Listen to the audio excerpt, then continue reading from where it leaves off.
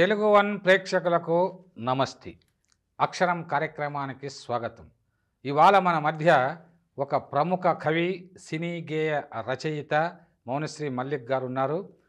మరి మౌనశ్రీ మల్లిక్ అద్భుతమైనటువంటి కవి. అంటే జీవితంలో అనేక కష్టాలు పడి పైకి వచ్చిన కవి కవిత్వం ఎలా ఉంటుందంటే అది మౌనశ్రీ మల్లిక్ కవిత్వంలాగా ఉంటుందని చెప్పేసి చెప్పవచ్చు.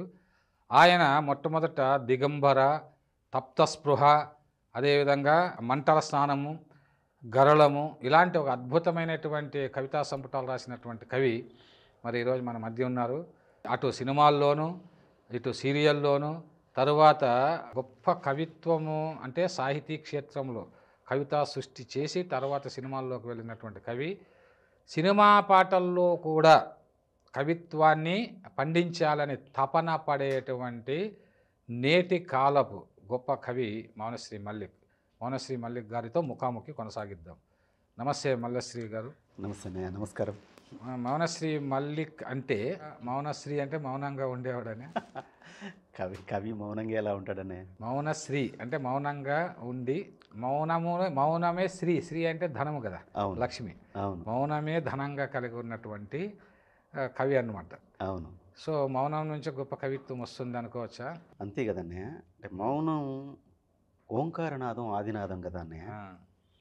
ఓంకారనాదం ఆదినాదం అయితే ఈ శబ్దం లేక ముందుకు, అంటే నాదం లేక ముందుకు ఈ ప్రపంచం మూగదేగా.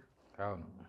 ఓంకారనాదాన్ని, నాదానికి జన్మనిచ్చింది నిశ్శబ్దం, అంటే మౌనం. అంటే నాదానికి తల్లి మౌనమైంది, నిశ్శబ్దమైంది. అంటే ఓంకారనాదమే గొప్పదైతే దాన్ని కన్న తల్లి ఎంత గొప్పది. సో కాబట్టి మౌనం అంత గొప్పదని నేను భావిస్తాను. సో మౌనశ్రీ కూడా మౌనం నుంచి అద్భుతమైన కవిత్వం సృష్టించాడు. మీలాంటి పెద్దల కవిత్వం చదివినప్పుడు, చదువుతూ నేర్చుకొని ఉండడం వల్ల ఎంతో అద్భుతమైన కవిత్వం చదివిన తర్వాత మనకు అనిపిస్తుంది అనమాట. మనం అంటే నేను ఎందుకు అంటున్నానంటే నీ వచ్చినటువంటి జీవితం, ఇప్పుడు ఏ కవికైనా సరే వ్యక్తిత్వమే కవిత్వం అని ఒక చోట నేను రాశాను. కవి వ్యక్తిత్వమే కవిత్వం. అవును. సో ఒక గొప్ప కవి ఉన్నాడు అంటే అతని జీవితం కూడా గొప్పగా ఉంటుందే. అంటే జీవితం గొప్పగా ఉండడం అంటే ఏమిటనే తర్వాత మనము దానిపైన చర్చ చేద్దాం. అంతకన్నా ముందు మరి మౌనశ్రీ మల్లిక్ అనే అంటే ఇప్పుడు గొప్ప సినిమా పాటలు రాస్తున్నాడు, ఒక 1000 పాటలు సీరియల్స్ రాశాడు. ఇంకా ఇది అంతా తెలిసిన విషయం అందరికీ. కానీ అసలైన మౌనశ్రీ అంటే ఏమిటనే తెలుసుకోవాలి.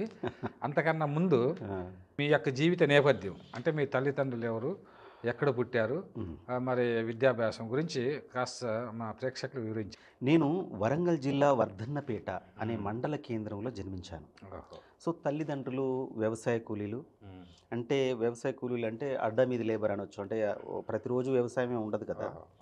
అంటే మీ అమ్మ నాన్నల పేరు? మా నాన్నగారి పేరు ఆరెల్లి బక్కయ్య, మా అమ్మగారి పేరు వెంకటమ్మ. మేము 4 సంతానం. ఫస్ట్ మా అక్క, మా అన్న, తర్వాత నేను, తర్వాత మా చెల్లి. అంటే 2 ఆడవాళ్ళు, 3వ సంతానం. నేను 3వ సంతానం. అయితే వాళ్ళు చాలా నిరుపేద కుటుంబం అన్నమాట. సో నిరుపేద కుటుంబం అంటే ఎలా అంటే ఒకరోజు పనికి పోయి ఒక 100 రూపాయలు, 50 రూపాయలు, అప్పుడు 100 రూపాయలు రాలేదు కానీ 20 రూపాయలు, 100 రూపాయలు వస్తే వాటిని తీసుకొచ్చి గ్రాసరీస్, బియ్యం కొనుక్కొచ్చి, నూనె కొనుక్కొచ్చి వాటిని పిల్లలకు వండి పెట్టి మళ్ళీ పొద్దున్న లేసి పనికి వెళ్ళాలి. సో ఈ నేపథ్యంలో ఉన్నానన్నమాట. అంటే కనీసము వాష్రూమ్స్ కూడా లేని ఇళ్ళలో మేము పెరిగామన్నమాట. అలాంటి నేపథ్యంలో అంటే పేదరికం అంటే దాని రుచి ఇలా ఉంటుంది అని పేదరికమే ఇంత దారుణంగా ఉంటుందని కూడా తెలుసు. ఇంత దారుణంగా ఉంటుందని తెలిసినటువంటి కుటుంబంలో నేను జన్మించాను.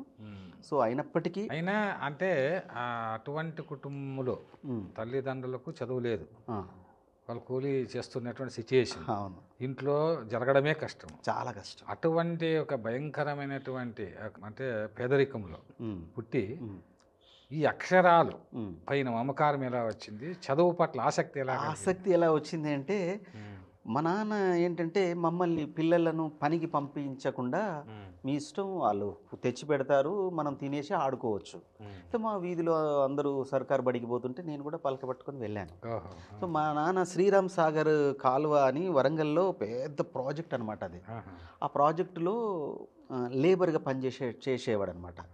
అక్కడ కొంత చిన్న బాల్యాన్ని అనుభవించాను. పగిడిపల్లి అనే ఊరు ఉంటుంది వరంగల్ పక్కకు. ఆడ శ్రీరామ్ సాగర్ కాలువతో పనులు చేసేవాళ్ళు అనమాట. ఆడ కొంతకాలం పని చేసిన తర్వాత మేము మళ్ళీ పుట్టినూరుకు వచ్చాం ఆ ప్రాజెక్ట్ అయిపోయిన తర్వాత. వచ్చిన తర్వాత అప్పుడు నేను మా వీధిలో అందరూ పలక పట్టుకొని బడికి పోతుంటే నేను కూడా పోయాను ఒక పలక పట్టుకొని బడికి. అప్పటికి ఎంత ఉంటుంది మీ వయసు? 5-6 ఇయర్స్. నేను పలక పట్టుకొని బడికి పోయినా. బడికి పోయి వాళ్ళు నేర్చుకున్నాను. అలా బడికి పోతుంటే వాళ్ళు నో చెప్పలేదు. బడికి పోతున్నాడు పోనీ అనుకున్నాడు, పోయేది వచ్చేది. అయితే ఈ బడికి పోయి వచ్చే నేపథ్యంలో ఏంటంటే అంటే బడికి పోవాలని ఇంట్రెస్ట్ అయితే ఉండేది అప్పుడు? ఏమో అందరు పోతున్నారు నేను పోవాలి. చిన్న బాల్యంలో అందరు వీధిలో అందరు పోతున్నారు నేను పోవాలి. అప్పుడు సర్కారు బడిలే కదా, నేను వెళ్ళేవాడిని. వెళ్ళి ఆ బడికి పోయి వచ్చేవాడిని. అలా అలా పెరుగుతూ పెరుగుతూ అది ఎలా అయిపోయిందో ప్రాథమిక పాఠశాల అయిపోయింది, 10th క్లాస్ అయిపోయింది ఊర్లోనే. 10th క్లాస్ మీ ఊర్లోనే చేసి చదివారా? మా ఊర్లోనే 10th క్లాస్ మా ఊర్లోనే, అది మండల కేంద్రం. అప్పుడు ఇంటర్మీడియట్ వరకే ఉండేది. డిగ్రీ కోసము నేను వరంగల్ సీకే కళాశాలకు వెళ్ళాను అనమాట. సో అక్కడ డిగ్రీ కంప్లీట్ చేసిన తర్వాత వరంగల్లో డిగ్రీ కంప్లీట్ చేసిన. డిగ్రీ బీకామ్ డిగ్రీ కంప్లీట్ చేసిన తర్వాత నేను మళ్ళీ అక్కడి నుంచి మళ్ళీ వర్ధనపేటకు వచ్చి అక్కడ ఒక చిన్న నెలకు 500 రూపాయలకు 1.5 year పనిచేసిన. చిన్న ఉద్యోగం ఉన్న ఊర్లో. అయితే మా నాన్న వాళ్ళకు ఆ డబ్బు ఇచ్చేది ఉంది, ఒక 4,000 ఎంతో. దానికోసం నేను చేసేవాడిని. నాకు నెలకు శాలరీ రాకపోయేది, అది అందులో బాకీ తీర్పడం అంటారు కదా, అలా ఉండేదన్నమాట. ఇక్కడ ఉంటే నా లైఫ్ అంతా ఏదో తేడాగా ఉంది అని నేను చెప్పి ఆ 1.5 year తర్వాత ఒక మిత్రుడిని, అంటే డిగ్రీ చేసిన తర్వాత ఇంకా పై చదువులకు చదవాలని అంటే వెళ్ళడానికి అవకాశం లేదు. ఎక్కడికి వెళ్ళాను, నాకు ఎక్కడికైనా వెళ్ళాలంటే డబ్బులు ఉండాలి, మహానగరాలకు వెళ్ళాలంటే ఎవరైనా తెలిసిన వాళ్ళు ఉండాలి. ఎవరు చదివించే లేదు. ఇన్నేళ్ల మానవ పరిణామ క్రమంలో తరతరాలుగా ఫస్ట్ బడికి పోయింది నేను మా అన్న. ఎవరు పోలేదు. నాన్నకు చదివే రాదు, తల్లికి చదివే రాదు, అసలు చదువు అంటే ఏంటో తెలియదు, అక్షరాలు అంటే ఏంటో తెలియదు వాళ్ళకి. సో బడికి మేము పోయినాం కాబట్టి ఆ చదువు విలువ తెలుసు. వరకు చదువుకోవడం గొప్ప విషయం. డిగ్రీ అనేది ఒక పెద్ద గ్రేట్ అన్నట్టు. అప్పుడు అదే పెద్ద విజయం. ఇంటర్మీడియట్ కూడా అప్పుడు మొత్తం సంవత్సరం మొత్తంలో 10 మంది పాస్ అయ్యేవాళ్ళు గవర్నమెంట్ కాలేజీలలో. 10 మంది, మా ఊళ్ళోనైతే 10-20 మంది పాస్ అయ్యేవాళ్ళు. అలాగే డిగ్రీ పాస్ కావడం కూడా గొప్ప విషయం. అక్కడి నుంచి మళ్ళీ నేను ఇక్కడ ఉంటే నా పరిస్థితి బాగాలేదని చెప్పి ఓ మిత్రుడిని 250 రూపాయలు అడిగి అప్పు తీసుకొని నేను హైదరాబాద్లో అడుగుపెట్టా. హైదరాబాద్లో దిగినా లిటరల్గా, ఎవ్వరూ తెలియదు. అంటే హైదరాబాద్కి ఒక ఉద్యోగం కోసం వచ్చావు? ఉద్యోగం అంటామా, ఏదైనా పని చేసుకొని అది రాళ్ళు మోసా, ఇంకో పని చేసా, ఏదో ఒకటి పరిశ్రమలో ఏదైనా పని చేసా, కార్మికుడిగా పని చేసా, తీసుకొని రావాలి. నా దగ్గర ఉన్న ఆయుధం ఏంటంటే నేను కవిత్వం బాగా చదివేవాడిని, మంచి పాట. అదే విషయంకి వస్తాం. అంటే ఇప్పుడు అలా చదువుకునే క్రమంలో మొట్టమొదట కవిత్వం పట్ల ఎట్లా ఆసక్తి కలిగింది? బ్యూటిఫుల్ క్వశ్చన్ ఇది. ఎందుకు తెలుసా, అక్షరాలతో సంబంధం లేని కుటుంబంలో పుట్టిన నేను, సాహిత్యంతో సంబంధం లేని కుటుంబంలో పుట్టిన నేను, అసలు సాహిత్య వాతావరణం లేని ప్రాంతంలో ఉన్న నేను ఇది ఈ సాహిత్యం వైపు ఎలా మళ్ళానంటే, నేను చిన్న వయసులో అంటే ఇంటర్మీడియట్ ఆ వయసులో నా ఏజ్ ఏంటంటే, నా ఇంటర్మీడియట్లో 16-17 సంవత్సరాలు ఉంటాయిగా, అప్పుడు నా బరువు 48 కిలోలు. అంటే చాలా వీక్, అత్యంత వీక్. ఎందుకంటే పౌష్టికాహార లోపం, తర్వాత సరైనటువంటి పోషణ లేక, తర్వాత సరైనటువంటి సర్కమ్స్టెన్సెస్లో జీవించి మంచి జీవన శైలి లోపం వల్ల చాలా అనారోగ్యం బారిన పడి సన్నగా ఉండేవాడు. అంటే ఈ చేతికి తోలు చూడితే ఎలా ఉంటారు ఇట్లా, ఈ మంగోలియా ఆ ప్రాంతాలలో ఉంటారు కదా, ఆకలితో అలా ఆల్మోస్ట్ అలాగే ఉండేవాడిని. అట్లనే ఉండేవాడిని. అప్పుడు నేను అలా ఉండడం వల్ల గేమ్స్ ఆడలేను, స్పోర్ట్స్ ఉండదు, ఏముండదు. కాబట్టి నాకు ఒక్కటి కనిపించింది ఏంటంటే, మా ఊర్లో శాఖ గ్రంథాలయం అని ఉంది. 8 గంటలకు తీస్తారు అది ఉదయం. నేను హాలిడేస్ కానీ స్కూలింగ్ అయిపోయినాక కాలేజ్ అయిపోయినాక కానీ అక్కడ ఉండేవాడిని నేను. శుక్రవారం చిత్రలహరి వస్తే ఆ చిత్రలహరి చూసేవాడిని. ఆ చిత్రలహరి పెట్టేవారు అక్కడ గ్రామ పంచాయతీలో. ఆ పాటలను చూసి పరవశించేవాడిని. తర్వాత అది కూడా సాహిత్యం కదా పాట అంటే. అంతే అంతే. తర్వాత ఈ లైబ్రరీకి పోవడం వల్ల నాకు దినపత్రికలను చదవడంతో పాటు ఆంధ్రజ్యోతి, ఆంధ్రప్రభ, స్రవంతి ఇలా రకరకాల వీక్లీ మాసపత్రికలు అన్నీ వచ్చేవి. అందులో కథలను చాలా ఇష్టంగా చదివాను. ఫస్ట్ కథలను. ఈ కథలు చదివిన తర్వాత కథల్లో ఎంత అనుభూతి ఉంటుందా, ఇంత గొప్ప జీవితాలు పాత్రలను సృష్టించవచ్చా అనేది నాకు తెలిసి నేను చాలా అనుభూతి చెందాను. అట్లా నేను దాట్ల నారాయణమూర్తిరాజు గారి కథలు, కాశీభట్ల వేణుగోపాల్ గారి కథలు, తర్వాత సతీష్ చంద్ర గారి కథలు ఇలా చదివి వీళ్ళకి ఉత్తరాలు రాయడం. మొట్టమొదట కథల పట్ల ఆసక్తి ఉండేది. కథలు చదివితే ఇప్పుడు నేను కథా సాహిత్యాన్ని చాలా ఇప్పటికి కూడా ఇష్టంగా చదువుతా. అయితే అంత ఇష్టం, మరి అంత కథల మీద అంత మమకారము ఉండి కథలు బాగా స్టడీ చేస్తూ ఈ కవిత్వం పైన ఎట్లా అక్కడికే వస్తా. ఈ కథలు బాగా ఇష్టంగా చదివేవాడిని కదా. కథలు చదివిన తర్వాత ఇంత బాగుందనగానే నవలలు పరిచయమైనాయి. చలం నవలలు ఫస్ట్ ఎక్కువగా చదివాను నేను. చలం మైదాన నవలలో దగ్గర నుంచి కళ్యాణి, సావిత్రి ఇవన్నీ చదువుకుంటూ వెళ్ళిన తర్వాత నాకు మల్లాది వెంకటకృష్ణమూర్తి గారి పడమట సంధ్యారాగం అనే ఒక అద్భుతమైన నవల, చిన్న నవల.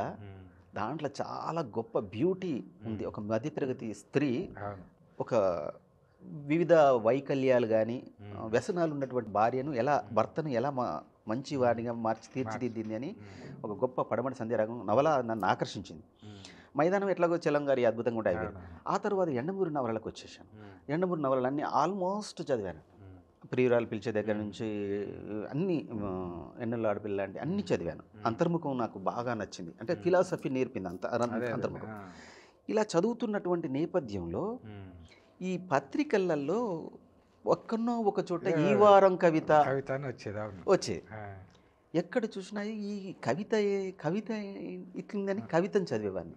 అరే ఆ శిల్పం ఏంది ఇంత బాగుంది అంటే, వాళ్ళు 20 లైన్లలో 15 లైన్లలో ఇప్పుడు 200 పేజీల్లో రాసేటువంటి ఆ అనుభవాన్ని, భావాన్ని ఆ 200 పేజీల్లో, 100 పేజీల్లో, 2 పేజీల్లో, కథలలో 10 పేజీల్లో చెప్పేదాన్ని ఇతను ఇంత సింపుల్గా 20 లైన్లలో చెప్పేస్తున్నాడే.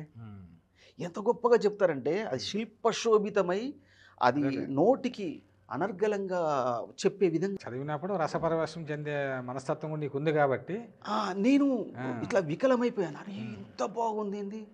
అట్లా చదువుతున్న నేపథ్యంలో ఈ కవిత్వంలో ఎవరు బాగా రాస్తారు ఇవి తెలియదు. ఏది పడితే అది చదివేవాడిని. ఆంధ్రజ్యోతిలో అట్లా ఆసక్తి పెరిగిన తర్వాత ఏమైందంటే అసలు ఎందుకు రాయకూడదు అక్కడక్కడ కవితలు చదువుతున్న నేను అసలు కవితా సంపుటాలు చదవాలి కదా. అప్పుడు నాకు ఇప్పుడు 100 ఏళ్ల వచన కవిత్వం కానీ అప్పుడు ఒక 70 ఏళ్ళ వయసు ఉంటుంది మన వచన కవిత్వానికి. నేను కవిత్వంలోకి ప్రవేశించే కాలానికి వచన కవిత్వానికి మోడర్న్ పోయిటరీకి 70 ఏళ్ళు ఉంటాయి. కుందుర్తి దగ్గర నుంచి మొదలు పెడితే అప్పుడు నేను వచన కవిత్వాన్ని అధ్యయనం చేసే సందర్భంలో నన్ను ప్రధానంగా ఆకర్షించినటువంటి కవి కుందుర్తి గారి కవిత్వం తర్వాత మెల్లమెల్లగా ఏ కవిత్వం అయినా ఎవరిది దొరికితే వాళ్ళది చదువుతున్నటువంటి కుందుర్తి అంటే నగరంలో వానే అసలు నన్ను మొత్తము పరవశుని చేసింది. అది సుమారు 16-20 పేజీల వరకు ఉంటుంది, ఒకటే ఖండిక. అసలు అతని ఫ్లో అద్భుతమైన వర్ణన, అద్భుతం, అసలు అన్బిలీవబుల్ అన్నట్టు. వచన కవిత్వం అంతు చూసిండు ఆయన. సో అట్లా నేను మిగతా వాళ్ళ కవిత్వం చదువుకుంటూ వచ్చిన తర్వాత ఒక ఫిలాసఫీ, కవిత్వంలో ఒక గాఢత, ప్రతి విషయాన్ని ఈ సృష్టి రహస్యాలతో మేళవించి ఒక కొత్త డిక్షన్ ప్రవేశపెట్టిన వాళ్ళలో నాకు నారాయణ రెడ్డి గారి దగ్గరికి వచ్చి నేను అక్కడ ఆగిపోయాను అనమాట. నారాయణ రెడ్డి గారి అంటే ఈ మధ్యలో ఇంతమంది చదువుతున్నప్పుడు మీకు కవిత్వం రాయాలని అనిపించలేదు? అనిపించలేదు. అయితే ఈ చిన్న కవితలు చిన్న అంటే 4-5 లైన్ల మినీ కవితలు ఉండేటివి. అప్పుడు ఆంధ్రప్రభ యువరుక్కులు అని ఒక శీర్షిక పెట్టేది. ఈ యువరుక్కులో 25 రూపాయల బహుమతి వచ్చేది. అందులో సుమారు ఒక 100 సార్లు నాకు బహుమతి వచ్చింది. అంటే అప్పుడు రాసేవాడు 4 లైన్ల కవిత యువరుక్కులు అని ఉండేది. చిన్న కవితలు రాసి 4 లైన్లదే. నా కవిత రంగం నాలో చూసుకొని నేను నాది పేరు వచ్చింది చూసినావా, నాకు 25 రూపాయల బహుమతి వచ్చింది చూసినావా అని దోస్తులందరికీ చూపించేవాని. అయితే దురదృష్టవశాత్తు నా స్నేహితులు కూడా నాతో ఉండేవాళ్ళు కూడా వాళ్ళు దాన్ని అప్రిషియేషన్ చేయకపోయేవాళ్ళు. అభినందించే లేదు ఏంది ఇంత మరి ఇంత పేపర్లో వచ్చింది వాళ్ళకి నచ్చింది వీళ్ళకి ఎందుకు నచ్చడం అంటే నాకు అప్పుడు ఏమనిపించిందంటే ఫస్ట్ వీళ్ళ కవిత్వం అర్థం కాదు, అది వీళ్ళ కవిత్వం తెలియదు, అంటే రసహృదయం స్థాయి తక్కువ ఉంది లేదు అనుకొని పెద్ద పెద్ద వాళ్ళు మనకు లెటర్ రాసేవాళ్ళు కదా.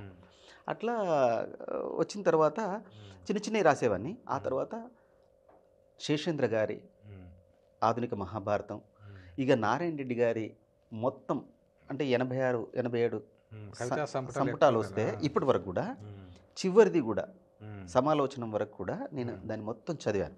నాకు ఇష్టమైన కవుల లిస్ట్ తీసుకుంటే అగ్రేసర వరుసలో నారాయణ రెడ్డి గారు ఉంటారు. అంటే నారాయణ రెడ్డి గారి ఇన్ఫ్లుయెన్స్ ఇప్పుడు నేను ఏది రాసినా కూడా ఆ ప్రభావం ఉంటుంది. నారాయణ రెడ్డి గారు కూడా పలు సందర్భాలు, అదొకటి. రెండవది ఏంటంటే ఆయనతో ఎక్కువ సార్లు కలిసినటువంటి సందర్భాలు కాబట్టి ఇంకోటి ఆరాధన భావం. ఆయన పాటల రచయిత కదా, ఈ పాటల రచయిత కావడం వల్ల కూడా పాటల్లో ఆయన కవిత్వం ఎక్కువ ఉండడం, అది నాకు ఎక్కువ నన్ను అనుభూతికి లోన్ చేయడం వల్ల ఆయన పట్ల ఒక పూజనీయమైన. అంటే ఇప్పుడు అక్కడ వర్ధన్నపేటలో నుంచి అంటే అక్కడ కవిత్వం రాశారా, ఇక్కడ హైదరాబాద్కి వచ్చిన తర్వాత రాశారా? అక్కడ ఆ 4 లైన్లదే అంతేలే, చిన్న చిన్న కవితలు అక్కడ రాశారు. చిన్న చిన్న కవితలు అవి రాసేవాడిని. వీడికి వచ్చిన తర్వాత నాకు ఏమనిపించిందంటే నాకు ఆ చిన్న చిన్న పనులు చేసుకుంటూ బ్రతికేవాడిని నేను. అంటే ఇక్కడికి హైదరాబాద్కి ఎప్పుడు వచ్చారు? 1997 డిసెంబర్ 24వ తేదీ నాడు వచ్చినాను. 97 అంటే 98కి ఒక 6 రోజుల ముందు డిసెంబర్ 24వ తేదీ వచ్చినా అనమాట. నేను 98 అని ఫీల్ అవుతుంటా. సో ఇక్కడికి వచ్చిన తర్వాత నాకు డ్యూటీ ఫస్ట్ బతకడం పని చేసుకుంటూ ఆన్లైన్లో కొన్ని రోజులు పిలికాన్ రబ్బర్ ఫ్యాక్టరీ అని ఇక్కడ శంషాబాద్ దగ్గర ఉంటే అక్కడ కొన్ని రోజులు పని చేసిన. ఆ తర్వాత అక్కడి నుంచి వచ్చి ఏదేదో చేసుకుంటూ రైట్ లాస్ట్కు ఒక వాస్తు జీవితంలో ఘర్షణ కష్టాలు, ఇక అది అన్బిలీవబుల్. ఒక నగరంలో తెగిన గాలిపటం లాగా కొట్టుకుపోతున్నాడు. ఒకసారి శ్రీనగర్ కాలనీ వెళ్తాడు, ఒకసారి పంజగుట్టలో ఉంటాడు, ఒకసారి లకిడికప్పుల్లో ఉంటాడు. ఏదో భుక్తి కోసం పోరాటం. అట్లా చేసుకుంటూ ఉండగా నాకు ఒక లెటర్ వచ్చింది వర్ధన్నపేటకు. నేను హైదరాబాద్కి వచ్చిన తర్వాత ఆ లెటర్ను మా అన్న నాకు తిరిగి ఇక్కడ నేను ఒక అడ్రస్ ఇస్తే ఆ అడ్రస్కి పంపించాడు. అందులో ఉంది, మీరు ఆంధ్రప్రభలో రాసినటువంటి కవిత నాకు నచ్చింది, ఒకసారి హైదరాబాద్కి వచ్చి నన్ను కలవగలవని ఒక 15 పైసల కార్డు ఉంది అందులో. అది నేను శంషాబాద్లో పిలికాన్ రబ్బర్లో పనిచేస్తున్నాను కదా, ఆ లెటర్ పట్టుకొని నేను రాసిన వ్యక్తి దగ్గరికి దాదాపుగా ఒక 18 కిలోమీటర్లు ఎంతో నడుచుకుంటూ వెళ్ళాను. అప్పుడు ఆయన నాకు నువ్వు ఇంత చిన్న పిల్లోడు ఇది రాసినవా, నేను ఎవరో యూనివర్సిటీ ప్రొఫెసర్ అనుకున్నా, ఇది నువ్వు ఎలా రాయగలిగావు అంటే నేనే రాశాను సార్ అని చెప్పాను. చెప్తే సరే మాకు ఒక ప్రూఫ్ రీడర్ అవసరం ఉంది, మీరు ఉంటారా మా దగ్గర, ఇది బాగానే ఉంది భాష అని అంటే సరే అని ఉంటానని చెప్పిన. అట్లా వండుకుంటూ సాయంత్రం 5 కాగానే త్యాగరాయ గాన సభకు కానీ పక్కనే ఉన్న రవీంద్ర భారతి లకిడికప్పుల్లో ఉండేవాడిని, రవీంద్ర భారతికి వెళ్ళి అక్కడ నారాయణ రెడ్డి గారి ప్రసంగాలు, చాలా శివారెడ్డి గారు, గోపి గారు, చాలా మంది ప్రసంగాలు వింటూ ఉండేవాడిని అనమాట. వింటూ ఉన్న తర్వాత ఒకటి దిక్కు చదువుతూ ఉండేవాడిని, వింటూ ఉండేవాడిని. నేను ఏదో తెలియని అనుభూతిని పేపర్ల మీద పెట్టి రాసేవాడిని, అది ఎవరికి చూపించేవాడిని కాదు. సో ఇది కవిత్వం కాదా, ఎవరైనా చూపిస్తే ఏలన చేస్తారా అనుకునేవాడిని మొదట. అట్లా అని నేనేం చేశాను, ఆంధ్రప్రభ వాళ్ళు ఒక కవితల పోటీ పెట్టారు. సినిమాల్లోకి సీరియల్ రావాలని ఎందుకు అనిపించింది? అంటే అనివార్యంగా వచ్చావా లేదా ఆసక్తితో వచ్చావా? ఇది పాయింట్. నాకు పాటలంటే భూమి మీద పుట్టిన ప్రతి 99% పాటలు ఇష్టపడతారు. ఎందుకంటే సంగీతము సాహిత్యంలో మేలు కలయిక చాలా అద్భుతమైనటువంటి పరవశాన్ని గురి చేసేటువంటిది పాట మనిషిని. అంటే పాట వల్ల జ్ఞానము, పరవశము, అనుభూతి, విజ్ఞానము, విషయ సాంద్రత అంత పెరుగుతుంది మనకు. పైగా ఒక మనసు నిశ్చలంగా ఉండడానికి, మనసును ఓదార్పు కూడా పాట అంటేనే ఎవరికైనా ఇష్టం. అయితే ఇక్కడ ఏంటంటే మామూలుగా కవులు పెద్ద పెద్దలు అప్పటికే పెద్ద వాళ్ళంతా ఉన్నారు, నారాయణ రెడ్డి కానీ వేటూరి కానీ, వీళ్ళ మధ్యలో నేను పై రాయగలను అనే గుండె ధైర్యంతో రావడం అది గొప్ప విషయం. అయితే ఏమైంది తెలుసా, నేను డిగ్రీ 2వ సంవత్సరం చదువుతున్నప్పుడు వరంగల్కు ఎస్పి బాలసుబ్రహ్మణ్యం వచ్చారు. అది చూడండి, నేను పారగన్ చెప్పులకు పిన్నిస్ పెట్టుకొని నేను బాలసుబ్రహ్మణ్యం గారిని చూడ్డానికి అప్పుడు నిట్ అనే ఎన్ఐటి రీజనల్ ఆర్ఈసి అనేవాళ్ళు, అది ఇప్పుడు నిట్గా మారింది. అందులోకి బాలసుబ్రహ్మణ్యం పిలిచి అతనికి మాస్ట్రో అవార్డు ఇవ్వాలని అక్కడ ఉన్న సంస్థలు సంగీత సంస్థలు అనుకుని పిలిచారు. ఆయన వచ్చారు. ఆయన వస్తున్నారని తెలిసి నేను జనరంజని పాటలు వింటూ, సినిమాల్లో పాటలు వింటూ, ఈ పాటలు వింటూ పెరిగిన ఆయన సాక్షాత్తు ఎస్పి బాలసుబ్రహ్మణ్యం గారే వస్తున్నారు అనుకొని తెలిసి నేను అక్కడికి నడుచుకుంటూ వెళ్ళాను. వెళ్ళిన తర్వాత అలా పాస్ ఉంటేనే లోపలికి రానిచ్చేవాళ్ళు. అక్కడ నేను ప్రఖ్యాత గాయకుడు, జానపద గాయకుడు ఆయనకు చెప్పాను, సార్ నేను చెప్పులు దిగిపోయినా కూడా అన్న నేను ఇట్లా వచ్చాను, నన్ను లోపలికి పంపిస్తలేరంటే, ఎవరు నేను పంపించారు చూసుకొని నా పాస్ తీసుకొని నువ్వు అని అయితే నేను బాలసుబ్రహ్మణ్యం గారు చాలా దగ్గర నుంచి చూశాను. అక్కడి నుంచి చాలా దగ్గర నుంచి నాతో పాటు నా స్నేహితుడు రవి అనే వ్యక్తి కూడా వచ్చాడు. దగ్గర నుంచి చూసిన తర్వాత దగ్గర చూసి అబ్బా బాలసుబ్రహ్మణ్యం గారిని చూశాను నేను. రేడియోలో జనరంజని పాటలలో వినేవాళ్ళం కదా, మీరు ఇటువంటి వ్యక్తి గొంతులో నా పాట ఒకటి వస్తే బాగా ఎట్లా ఉంటుందా అప్పుడు అయింది. అయితే అందరూ కిందికి దిగిన తర్వాత అతను అర్జెంట్ పని ఉండి మళ్ళీ తిరిగి ప్రయాణం వెళ్తున్నప్పుడు ఆయన ముట్టుకోవాలనిపించింది నాకు. ముట్టుకోవాలనిపించేసరికి ముట్టుకొని పోయి ఊర్లో నేను బాలసుబ్రహ్మణ్యం ముట్టుకున్నాను తెలుసా. అప్పుడు ఫోటోలు లేవు కదా, అంతే కదా, కెమెరాలు ఇట్లా లేవు కదా. బాలసుబ్రహ్మణ్యం నేను చూశానని చెప్పడం వేరు, ముట్టుకున్నానని చెప్పడం వేరు. సో అట్లా ఇంటికి వెళ్ళి చెప్దాం అనుకుని ఇట్లా ముట్టుకోవాలనుకుంటే ఇట్లా అందరు మానవాహారంగా మారిన వల్ల నేను చాలా సన్నగా ఉండేవాని అని చెప్పాను కదా, నెట్టేస్తే ఎక్కడో పోయి పడ్డాను. అప్పుడు నాకేమనిపించింది, నేను ముట్టుకోలేదు. అయితే అప్పుడు నాకేమనిపించిందంటే నేను గొప్పగా సంగీతం నేర్చుకున్న గొప్ప గాయకుని కాదు, ఏదో మామూలుగా పాటలు పాడగలను, జన్మతహా వచ్చినటువంటి సాధనతో వచ్చినటువంటి చిన్న శృతి పరిజ్ఞానం ఉంది, అది పాడలేను. కాబట్టి ఆయన గాయకుడు, ఆయన రాస్తే ఆయన పాడాలనుకున్నా. అంటే డిసైడ్ చేసావు అప్పటికి, నేను పాట రాస్తే ఏం చక్క ఆయనతో పక్కకి కూర్చొని మాట్లాడొచ్చు, ఫోటోలు తీసుకోవచ్చు, కాఫీ తాగొచ్చు ఆయనతో అని ఉంటే ఆలోచనలు ఉంటాయి కదా. అట్లా నేను ఆ ఆలోచన అలా ఆలోచన వచ్చింది. వచ్చిన తర్వాత నేను హైదరాబాద్కి వచ్చిన కదా, పాటలు రాయాలని ఉంది, కానీ ఎవరికైనా చెప్తే ఈయన చెప్పులు వేసుకోవడానికి సినిమా పాటలు రాదు వీడు అని అనుకుంటారు కదా. అట్లా కాకుండా నేనేం చేశానంటే మనసులో పెట్టుకున్నాను. పెట్టుకున్న తర్వాత నేను పనిచేసే మా సార్ ఉంటాడు కదా, ఆ సార్కు చెప్పేవాడిని అనమాట. నేను పాటలు రాసుకొని పెట్టుకునేవాడిని, పాటలు రాసుకొని చిన్న పల్లవులు రాసుకొని పెట్టుకునేవాడిని. అయితే అక్కడికి మా సార్కు అప్పుడప్పుడు చెప్తుండేవాడిని, నేను ఎప్పుడైనా సినిమా అవకాశం వస్తే బాగుండేది అని అనుకునేవాడిని. అప్పుడు నూతన్ ప్రసాద్ గారు అక్కడికి వచ్చారు, సినిమా యాక్టర్ నూతన్ ప్రసాద్. అదే మౌనశ్రీ, ఇప్పుడు నూతన ప్రసాద్ వచ్చాడు, అక్కడ వచ్చిన తర్వాత అతను కొన్ని సలహాలు ఇచ్చాడు. సినిమా పాట రాయాలంటే అత్యున్నతమైన ప్రతిభ ఉండాలా అని చెప్పాడు. అప్పుడు ఏమనుకున్నాను అంటే మన నాలెడ్జ్ సరిపోదని నాకు అర్థమైంది. అసలు కనీసం వ్యక్తితో మాట్లాడేటువంటి భాష లేదు, ఒక వ్యక్తిత్వంతో కూడినటువంటి మన ప్రజెంటేషన్ లేదు, ఇది కాదు కదా అనుకున్న తర్వాత నేనేం చేశానంటే అసలు పాటని ఇప్పుడు పాట పనిలో పడొద్దని ఫస్ట్ నేను చదవాలి.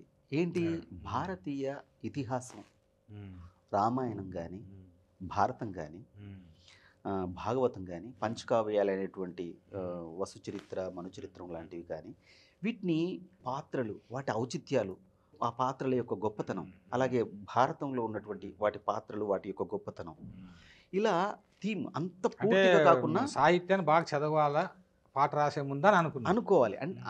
అనుకొని నేను 10 సంవత్సరాలు పాట కోసం ప్రయత్నం చేయకుండా నాకు టైం దొరికితే ఏది కనబడితే దాన్ని చదవడం మొదలుపెట్టాను. అలా అలా చదువుకుంటూ దీక్షతో ఉన్న సందర్భంలో మొట్టమొదటి పాట రాసే అవకాశం ఎలా వచ్చింది? మొట్టమొదట నేను ఒక మిత్రుడికితో చెప్పానమాట. అతను అసిస్టెంట్ డైరెక్టర్గా ఉన్నప్పుడు, అతని పేరు శ్రీకాంత్. నేను చెప్పేవాను అనమాట, అరే మనం సినిమా పాట రాయాలరా, సినిమా పాటలు రాస్తే చాలా మంచి పేరు వస్తుంది, క్రేజ్ వస్తుంది, డబ్బు వస్తుంది అనుకునేవాడిని అని చెప్తే, ఆయన అప్పుడు అసిస్టెంట్ డైరెక్టర్గా పనిచేసేవాడు.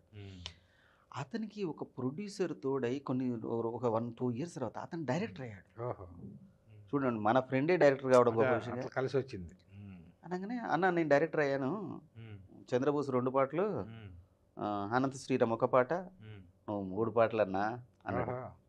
పిలిచి 15,000 రూపాయలు అడ్వాన్స్ ఇచ్చి, 15,000 రూపాయలు అడ్వాన్స్ కాదు, మొత్తం పూర్తి అమౌంట్ 3 పాటలకు గాను 15,000 రూపాయలు ఇచ్చాడు. కానీ నేను అప్పుడు పని చేసేది నెలకు 10,000 రూపాయలకు నేను అక్కడ పని చేస్తున్నాను. 15,000 వచ్చినాయి, ఒకటేసారి వచ్చింది. 3 రోజులలో 3 పాటలు రాశాను నేను. ఒకరోజు ఒక పాట, ఒకరోజు ఒక అదే పాట, అదే ఒకరోజు ఒక ఆ, పాట. ఉమ్. దానికి ఇదేదో బాగుంది అనుకున్నా. దానికి సంగీత దర్శకుడు బంటి గారు.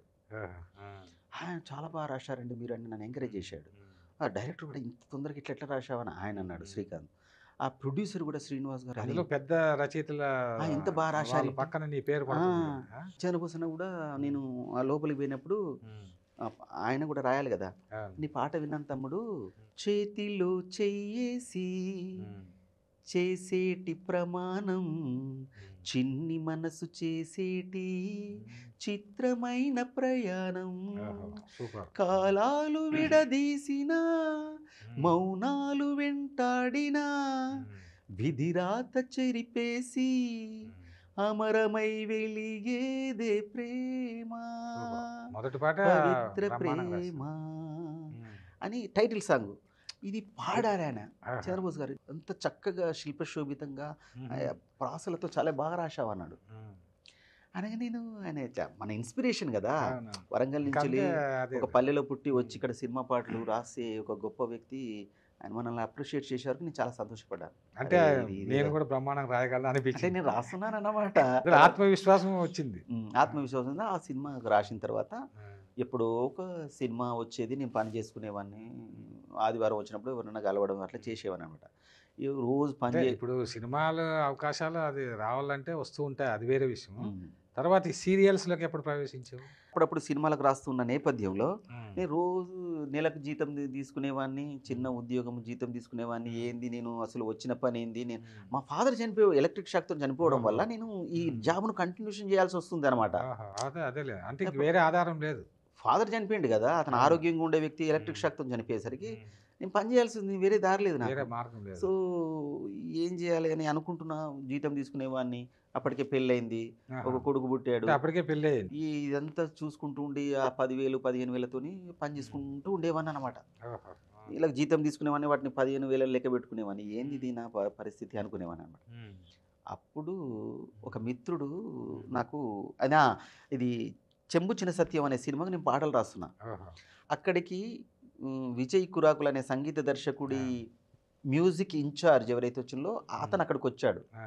వచ్చిన తర్వాత ఆ పాట వినడు.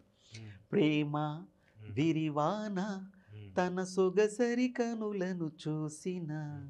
ప్రేమ ఉమ్. పరువాన ఉమ్. తన మగసిరి ఎడదను మీటిన, తనువును తడిపిన తపముల తపనలు తడబడి ముడిపడేన అని ఇట్లా ఒక విచిత్రమైనటువంటి ట్యూన్కు మంచి అందంగా పొదిగినటువంటి పాటను దీపు పాడుతున్నారు. ఓహో. ఆ. ఇక్కడికి వచ్చిన తర్వాత అప్పుడు విజయ్ చెప్పాడు మ్యూజిక్ ఇన్ఛార్జ్కి, నేను గీత రచయిత ఈ సినిమాకు మంచి బాగా రాస్తున్నారు మల్లిక్ గారు ఉమ్. అని చెప్పగానే, నీవు మల్లిక్ గారు మీ నంబర్ ఇవ్వండి అని మీకు రాఘవేంద్రరావు గారి దగ్గర ఉమ్. కొన్ని పాటలు, ఎక్కువ పాటలు రాసే రచయితలు కావాలంట, ఆహా. మీరు వెళ్ళి కలుస్తారా అన్నాడు. ఉమ్. ఏముంది ఇప్పుడే పోయి కలుస్తాను. ఆ.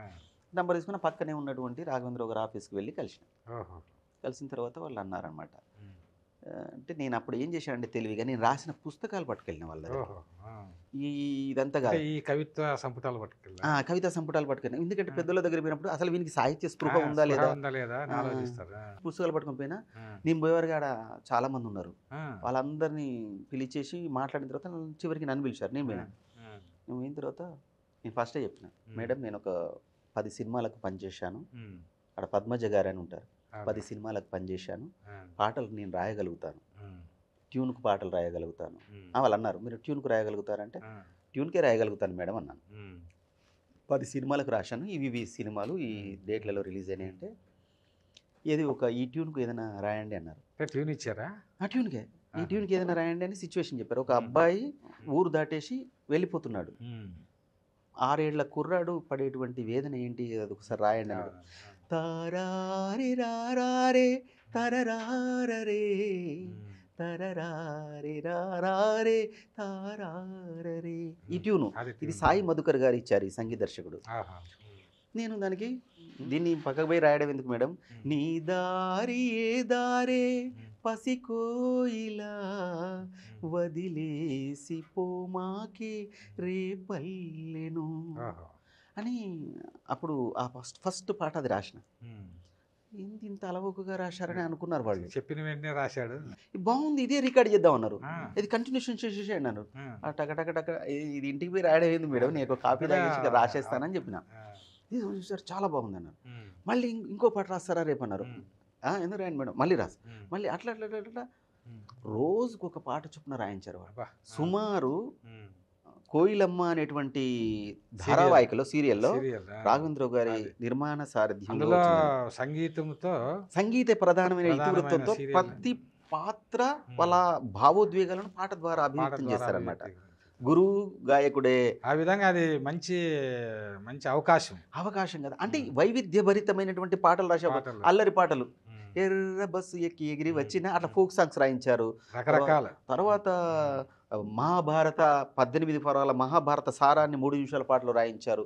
ఇలా రకరకాల పాటలు అనేక ప్రయోగాలు చేయడం బాగా. 550 పాటలు రాయించారు అందులో ఉమ్. ఒకే సీరియల్. అంతకు ముందు ఆ ట్రెండ్ లేదు. లేదు ఒక పాట అంటే దీన్ని ఈటీవీలో సుమన్ గారు ఒక సీరియల్లో, విధి సీరియల్లో, తర్వాత ఆ సీరియల్లో కొన్ని 6-7 పాటలు పెట్టే అంతే, సంస్కృతిని అంతే. వారు తీసుకొచ్చారు. అవును. కానీ కానీ వందల ఇన్ని వందల అది పాటలు. అదే ఒక ఏదో తెలియని శక్తి అంటే భగవంతుడికి కూడా, సకల చరాచర జగత్తుకు కూడా మనల్ని విసిగించి విసిగించి వేదన అదే. పరిచి ఇక ఇతన్ని విసిగించడం అదేదో ఆ చాలు. సీరియల్ నీకోసమే తీసినట్టున్నారు. అట్లా అనిపించింది నాకు. అంటే నాకు పాట రాయడం అనేది రోజు పాట కదా. 2 రకాలు అక్కడ ఏంటంటే అప్పుడు ప్రాక్టీస్. అప్పుడు నాకేమనిపించింది, ఒక ఛానల్లో పనిచేసేవాడిని, ఇది కరెక్ట్ కాదు, ఇదే కరెక్ట్ ఛాన్స్ అని. నేను ఇటు ఉండాలంటే కష్టం కదా. నేను చేయలేను సార్, న్యాయం చేయలేను అని చెప్పేసి నేను ఆ ఛానల్ నుంచి బయటకు వచ్చేసి 4.5 సంవత్సరాల్లో 550 పాటలు రాశాను. ఆహా. దాని తర్వాత ఆగిపోతుంది అనుకుంటే కృష్ణ తులసి అని కృష్ణుడి ఫిలాసఫీ మీద, కృష్ణుడి భక్తురాలు మీద ఒక పాత్ర పెట్టి అది చేశారు. అందులో ఆమె గాయకురాలు. అట్లా దాంట్లో 250 పాటలు రాశాను. ఆ తర్వాత కేర్ ఆఫ్ అనస్ వరుసగా ట్రెండ్ వచ్చింది. తర్వాత ఈటీవీ వాళ్ళు కూడా అనుపల్లవి, కలిసుందాంరా, తర్వాత ఎదలో ఎల్లో ఇంద్రధనస్సు, ఇలా చాలా. ఇప్పుడు బొమ్మరిల్లు సీరియల్ వస్తుంది రాత్రి 8 గంటలకు. అందులో 30 పాటలు రాశాను ఇప్పటి వరకు, 30 సాంగ్స్. ఒకటి, రెండోది రోజు చూసుకోవచ్చు నీ పేరు. రోజు పేరు పడుతుంది. మా ఊరోళ్ళు, మా ఫ్రెండ్స్ అందరు కానీ నీ పేరు పడింది అని ఫోన్ చేస్తుంటారు అనమాట. ఇప్పుడు సినిమాలు అయితే ఎప్పుడో వస్తాయి, అది ఇంకోటి రిలీజ్ అవుతుందో కాదో తెలియదు. పాయింట్ ఇంకోటి ఏంటంటే మనకు 100% డబ్బు గ్యారంటీ. టీవీ సీరియల్కు మనం మాట్లాడుకున్నది ఎంతనో అంత మనకు కరెక్ట్గా ఇస్తారు. ఒక్క రోజు కూడా లేట్ ఉండదు. 10వ తేదీ అంటే ప్రతి నెల 10వ తేదీ ఎన్ని పాటలు రాసామో అంత డబ్బు మనకు వస్తుంది. అసలు వచ్చి ఫోన్ చేసి చెప్తారు వాళ్ళు మళ్ళీ. అంటే అంత నిబద్ధతగా. సో ఆ విధంగా ఆర్థికంగాను, తర్వాత ఆర్థికంగా. ఇప్పుడు నేనేం లేదన్నా, కొంచెం ఆర్థిక వెసులుబాటు జరిగిన తర్వాత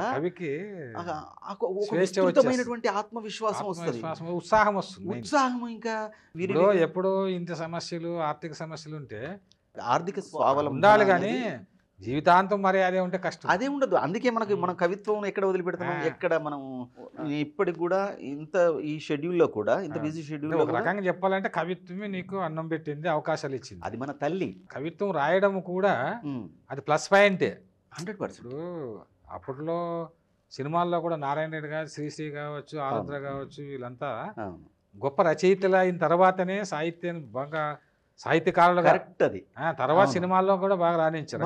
పదాన్ని, అవును, పదం పడాలంటే, మంచి పదం పడాలంటే అవును మంచి కవులై ఉంటే తప్ప అది రాదు. ఏ ఊరికి వచ్చేది ఏదో సినిమా పాటలు 4 రాసేస్తాం అది ఏదంటే అది కాదు. ఎక్కువ కాలం నిలబడాలంటే కాదు. అంటే నేనేమంటానంటే బాగా తర్పీదు పొందినటువంటి, ట్రైనింగ్ అయినటువంటి సైనికుడు బాగా నైపుణ్యంతో యుద్ధం చేయగలుగుతాడు. అది. సో మనం కూడా బాగా చదివి పాటకు ఏం అవసరమో అది మనం నేర్చుకుని ఉండడం వల్ల ఏదైనా రాయగలుగుతాం. సాధనే ఏదైనా రాయగలుగుతాం. ఆ విధంగా చాలా మందితో రాసావు, మంచి పేరు వచ్చింది ఒక పక్కన. అయినా మరో పక్కన ఈ సాహిత్యాన్ని, కవిత్వం వదలలేదు.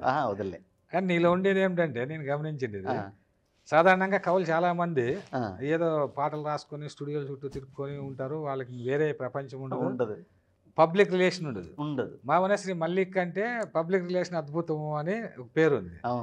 నువ్వు ప్రతి ఒక్కరిని ప్రోత్సహించడం, అభినందించడం నేను మీ దారిలో నడుస్తున్నా. గొప్ప సంస్కారం అది నేను మీ దారిలో నడుస్తున్నాను. అంటే మీలాంటి వాళ్ళను, కొంతమంది ఉదీయమాన కవులను, ఇప్పుడు నేను ప్రారంభంలో ఉన్నప్పుడు మీరెంత చేయూతను అందించారో ఆ, ఆ సంస్కారాలను నేను తీసుకుని ఇప్పుడు కవిత్వం రాసే వాళ్ళని నేను తప్పకుండా ప్రోత్సహిస్తాను, నాకు చేతనైనటువంటి సహకారం అందిస్తాను.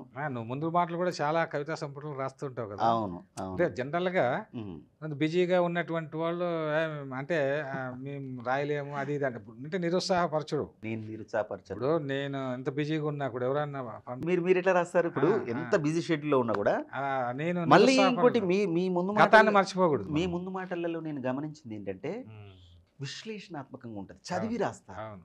చదవకుండా రాయకూడదు. అది నేను గమనిస్తుంటాను అనమాట. అంటే డెప్త్ ఉండాలి ఏదో రాస్తే. వ్యక్తిని, వ్యక్తిత్వాన్ని, కవిత్వ తత్వాన్ని అవును. 33 విషయాలను ఆ, అర్థం చేసుకొని రాస్తారు. ఇంకోటి ఏంటంటే మీరు ప్రపంచ సాహిత్య నేను ముందు మాట నాకు ఒకటి రాయమని వస్తే ఆ రోజు నాకు జ్వరం వస్తుంది. అవును. అమ్మ ఇప్పుడు ఇది రాయాలా? ఉమ్, ఇప్పుడు ఒక పాట రాయాలంటే మనకు డబ్బు వస్తుంది, అవునవును. అది వేరే ఆనందం రాస్తుంటాం. ఆనందం. ఇప్పుడు ఈ కవిత్వం చదివి మనం ఇవన్నీ పనులను వదిలిపెట్టుకొని దీన్ని 2-3 రోజులు కేటాయించి ఉమ్, మళ్ళీ ఒక రోజంతా ఆలోచించి దాన్ని రాయాలి. అవును, ఇప్పుడు మీలాంటి వాళ్ళ ముందు మాటలు చదివినప్పుడు అవును.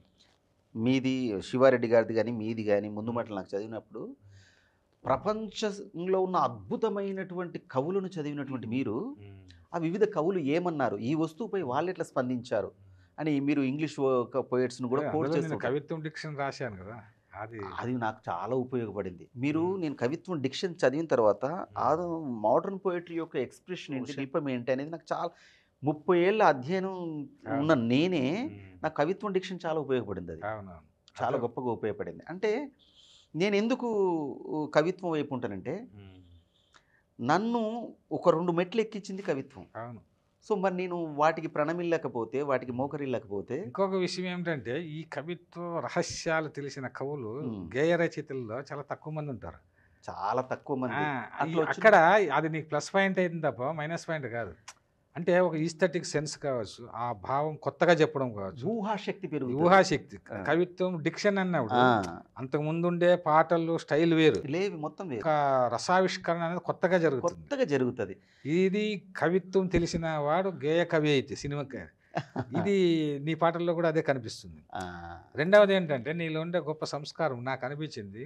నేను 10 టీవీలో ఉన్నప్పుడు నాది ఒక కవిత చదివి దీనికి రంజని కుందెత్త అవార్డు రావాల్సిందే. ఒకవేళ రాకపోతే ఆడేదో జరిగినట్టు అని నేను డైరెక్ట్ చెప్పాను. నాకు బాగా గుర్తుంది. రాకపోతే వాళ్ళు అసలు న్యాయ నిర్ణేతలు కాదని చెప్పి నువ్వు చెప్పిన తర్వాత నేను మీకు ఎట్లాంటి ఇష్టం లేదు, నాకు ఎప్పుడు ఫస్ట్ అదే పంపించాను.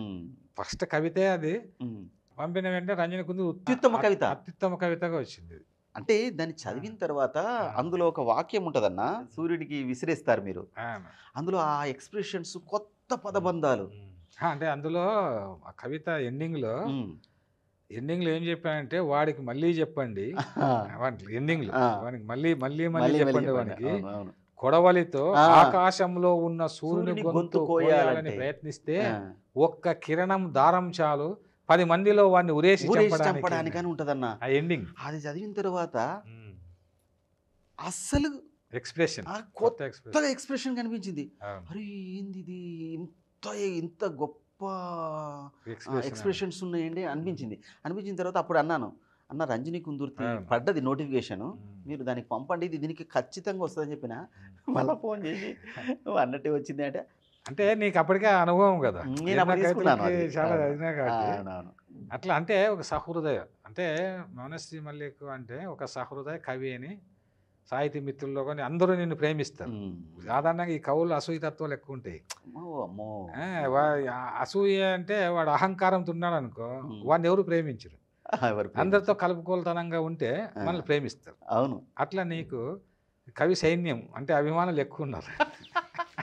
పబ్లిక్ రిలేషన్ కూడా బాగుంది.